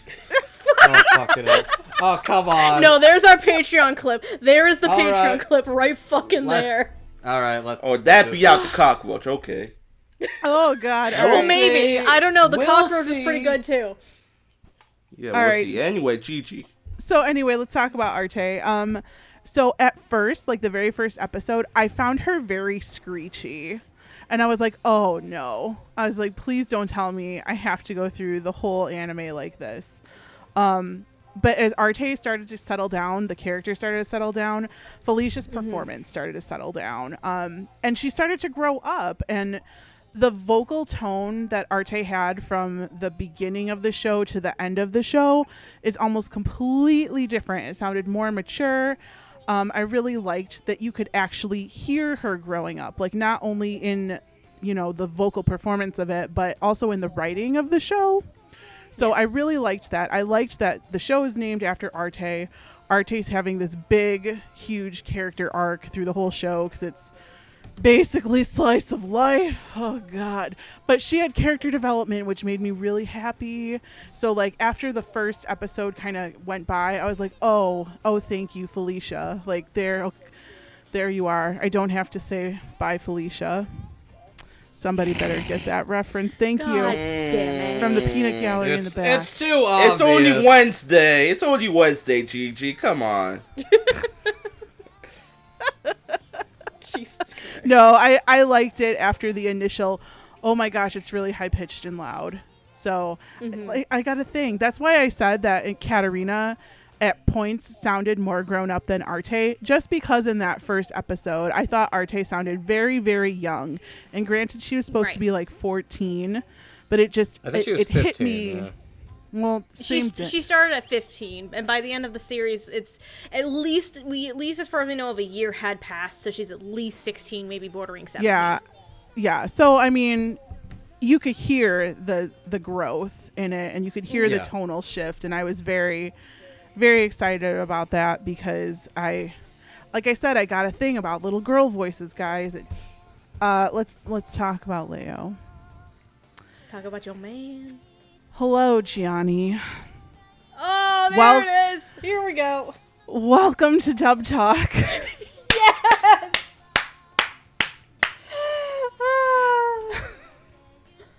The first thing I wrote down was, "Where have you been all my life?"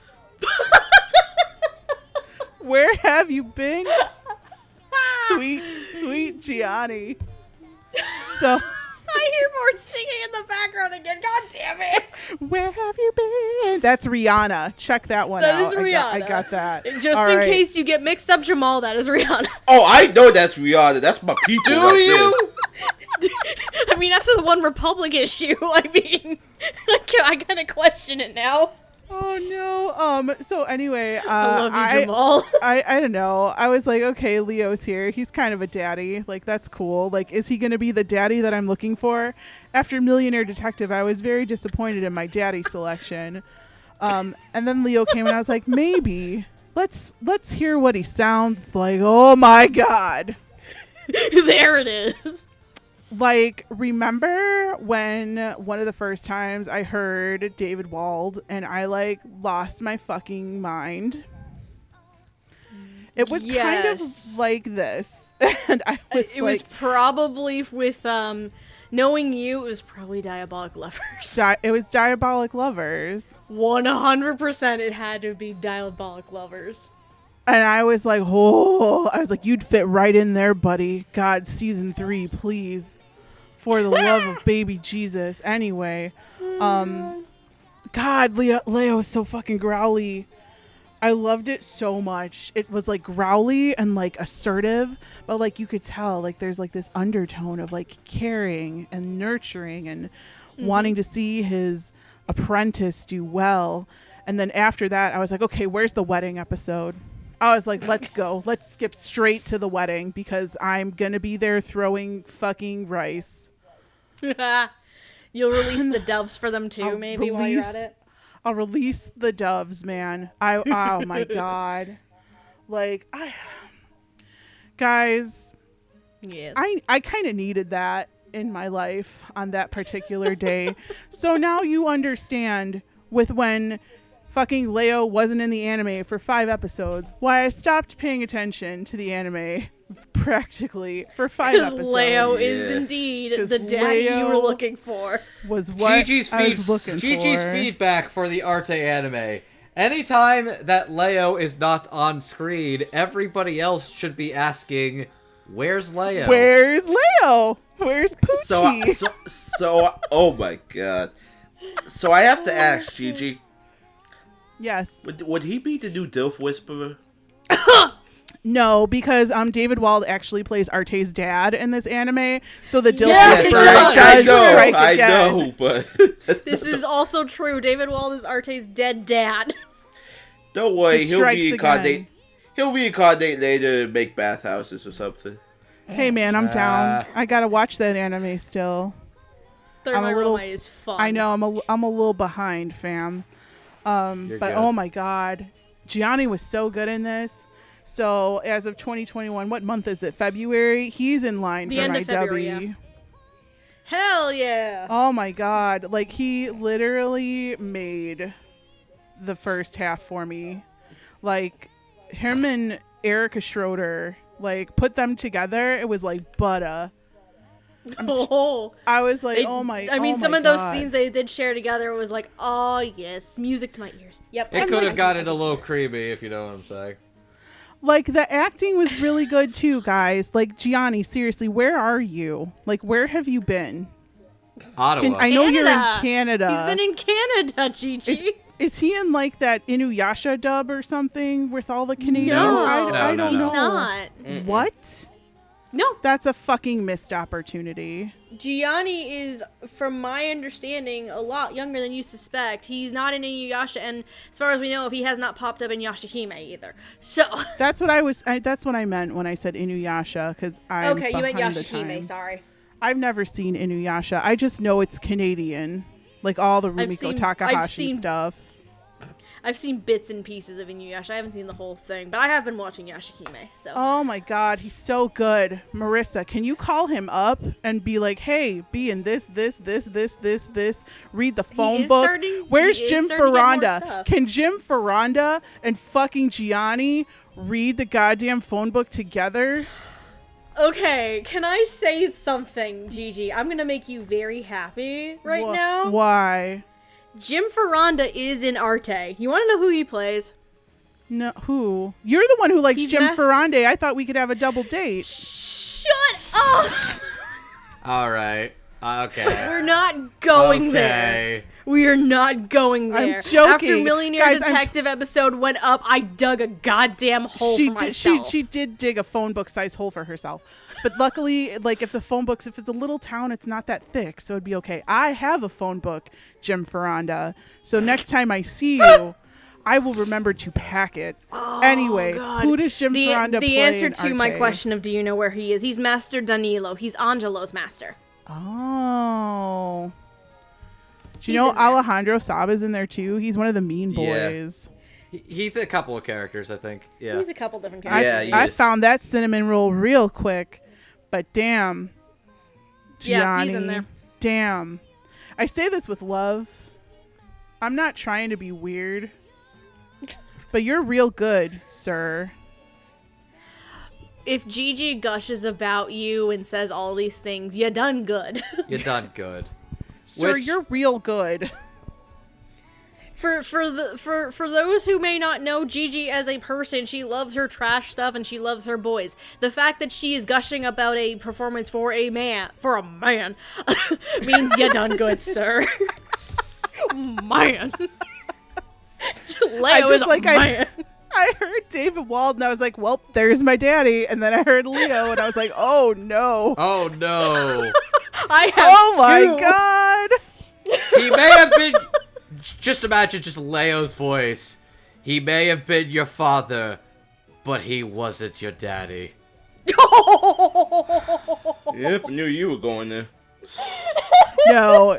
Mr. God, Mr. ask Gianni. He probably would totally say that. Mr. Matrograno, you are very good at what you do. Please continue working. I loved it a lot. And also, if you ever see auditions for sexy vampires, please do them. Thank you. Okay. Andrew, All right. I'll keep. I hate to do this to you. Please try and be at least somewhat no, brief. I know. I'll chime in and quickly say, I think Marissa has said to me in the past that anytime she finds an opportunity to use Gianni, she does like to bring him in there. He's actually shown up in 3 different Death Battle episodes. Yeah. And she is like the voice director and like voice director and cast like a lot of those. Marissa, you're little the fun fact. best. Never change.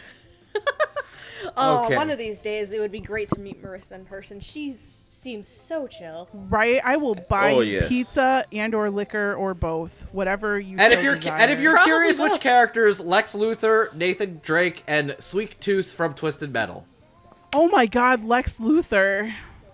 Oh, there you go, Gigi. She has to go watch Death Battle now. Oh, shit. Oh. It's Lex Luthor versus Iron Man, in case you're curious. Moving on. Okay, Yes, move so on, please. my first experience with Gianni is he has this really amazing, like, gravel roughness to him. He sounds aged, he sounds tired, but he has, like, a kindness, a wisdom, and he's just a genuinely, like, compelling character. You can tell he's stern, he's firm, and he's harsh, but you can tell he does that not out of to be mean, not to be harsh, but because he truly cares for and respects Arte and really kind of admires her passion. and perseverance in the face of a lot of bullshit, adversity, and sexism in the art community. But yeah, I think he just got this great authority. He just got a really good voice he uses for Leo. He gives him the right level of humanity, this level of snark, but also sincerity and sweetness, where you see, when you see the mask come undone and you see him show his soft, sensitive side, yeah, I feel what Gigi felt, where it's like, oh god, yeah, no, I want to be in his arms, fuck. So I get it, Gigi, I tease you, I get it. He also has those moments where he has to like hide his laughter because Arte's a silly goober. Oh god, I love that. It's so cute. I love it. All right, but yeah, no, Gianni, welcome to Dub Talk. Holy shit, I want to hear more of you, buddy. The fact that, oh my god, I think this is the first. I think this is the first god, for someone who's not Gigi welcoming someone into Dub Talk this way. Look, this is my Again, first for real those- experience. Not just me. Your daughter calls me daddy too. Again, for those who might be new to Dub Talk and who are using Arte as a launching point for listening to us, context. Sometimes Gigi gushes over voice actors because she loves her trash and she loves her boys. When that happens and it's a very good performance from a guy, she welcomes them to Dub Talk. I've also welcomed women to Dub Talk too. Most times it's guys. Well, Most sorry. times it's guys. Most times. It's Most cool, times. but no, like, I say But that context. not because, like, it does stuff for me. It does sound a little hot, not gonna lie. But look, the point being, this dude's got a great voice, and we need to hear more of him. Like, we need to hear more of him in anime dubs, and the fact that he is getting more anime dubs is a net positive for all. Again, Sleepy Princess in the Demon Castle was just announced this week at the time of recording. This is true. The point I'm making. Now let's talk about somebody who is absolutely no stranger to the Dub Talk podcast, a fucking veteran at this point, Felicia Angel. I adore her Arte, and I think as Gigi put it, you really hear her grow up and grow into this person. She is spunky. She's a little immature at the start, but you see her grow up, wise up, learn the ways of art, learn the ways of the world, learns about all sorts of different people in society she never would have interacted with if she was a sheltered, kinda rich girl. She interacts with, like, the local baker. She learns how to properly, like, carry her back when she's doing stuff. She makes friends of all different walks of life, the rich, the poor, everything in between. She's a kind, caring individual. She will stand up for what is right. She will say shit when things are wrong. She'll stand up to, like, kinda ignorant people. She'll make herself known as a presence to the other apprentices. She'll talk shit to Marta and say, you're not even considering your daughter, fucking asshole. Like, oh god, it's so good. Felicia has a sweetness. She has a sincerity to her. She's goofy, she's silly, she's funny. She has these great little noises she makes. But also she's got heart. She's got perseverance. She's got an inner strength and a fire in her belly. Like, legitimately she wants this. She is going to work to get what she wants. She wants to be better. She wants to be smarter. She wants to be everything in between.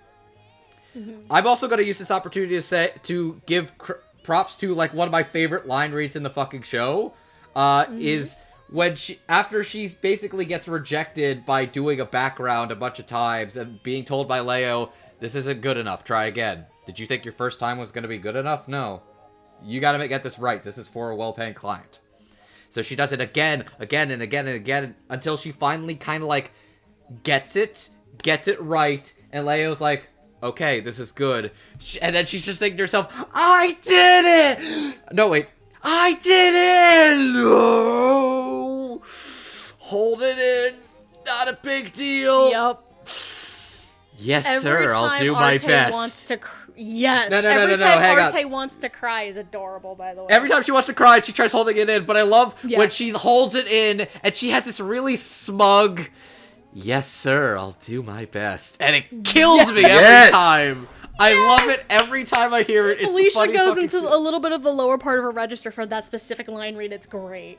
But yeah, no, she's like a sweetheart, but you also hear like when she's a little more of like a tomboy klutz, but you also hear when she classes up, like when she has to negotiate with Maestro Ubertino, and she sounds a lot more regal, classy, sophisticated. She uses much more like intelligent language, more like high-class society talk, and it conveys itself in her delivery. But, God, I could gush about this forever, but, God, Felicia Angel, like, I know she's a veteran at this point, but, God, she made me adore Arte. It was fantastic, and probably, in my opinion, the best in the dub period. Okay. All right. Is there anything else that anyone wants to state before we move on to final thoughts? God bless you, I'm gonna- Gianni. It good. Second time's the charm, Gianni. Welcome to Dub Talk. God bless. All right, let's move on to final thoughts. Let's try and keep it as brief and concise as humanly possible. Let's start with. I'm going to start with Andrew on this one. What are your final thoughts on the English dub of Arte? I feel like now it's sort of not as like impressive. I say impressive, but it's like we got it a little more used to people adapting to like kind of like broad-reaching like simuldubs now, where it has everybody from all over. I feel like Arte was one of the first ones to really make it stand out. Right. And I enjoyed it quite a bit. I'm also getting a call from Noah right now. I'm gonna have to see what that's about after this. Okay. But no, this dub was really ambitious. This show was really enjoyable. I really liked my time with it. I really think you should definitely check this out. Thank you, Marissa, for telling us to review it. Jamal, what are your final thoughts on Arte? It's very good. Very out of the box. I really liked what I saw. I just wish there was some more context to certain characters. Felicia and Gianni were definitely the standouts of this show. I mean, everybody did very well, but it's just like, you know, there's a certain chemistry that I could pick up on very easily. It's nice to hear. Actually, come to think of it, I don't think Felicia has had a lead role before, has she? Ensemble She stars. has. She has ensemble stars. oh, and yeah, she has also been one of the. She's also one of the 3 leads for Gangsta, though arguably speaking, you could say. But I mean, like, Brandon Potter and Ian Sinclair's characters are more of the stars of it, but.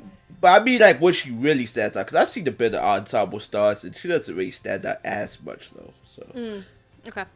But I thought she did. But I thought they all did very well in this job. I mean, if there were any nitpicks to be had, it's mostly because of the show itself. Yeah. I just wish we got a bit of the manga and maybe see what was going on here. But I actually looked into this earlier as a side note. The manga is actually licensed. Is it? It is actually. I Okay. saw it. Digital only, I bet you $10. Digital only though. Oh. Ah! Want to know why? Because it's fucking shoujo. I think it's more on the company that licensed it, I think. But anyway, I Is it digress. Kodansha? No, it's Media Dough. Who the Well, then- fuck that? Then never mind. Exactly. My statement no longer stands. It's Media Dough, who has the license for the manga, and so far they've only released 3 volumes of That's like annoying. 3 volumes out of how many are there currently? 14 as of January 20th, 2021. This manga started in 2014, by the way. And the last time Woof. a volume of the English was released was July of 2019. We're not getting any more of that. You better It depresses me. scan late. as annoying as that sounds, I think everybody did a very good job for what they were given. I know this is probably kind of something like Dear to Marissa's Heart, you know, because Yeah. she could definitely put an old spin on this, you know, and Yeah. make it as reflective as she wants it to be. And I really like how she made the dub stand out. That's all you really have to say. So Okay, Gigi, your final thoughts on Arte.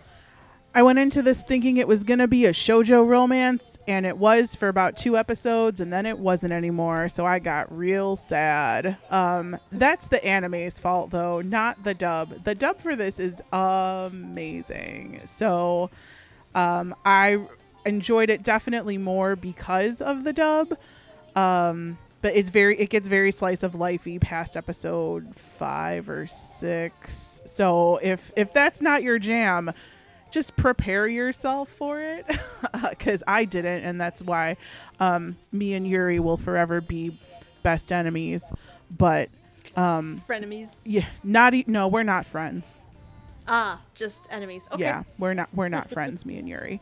But that being said, the dub is really good. So if you like good dubs and you like slice of life shows, personally I don't, but that's on me. And like I said, I thought it was going to be a romance, but you should watch this for the dub anyway, because the dub is friggin' stellar. So if you like good produced dubs that feel like people actually cared a lot about them, I would go ahead and give this a watch. Plus the character designs are really nice, and you get to hear Leo, and I'm done now.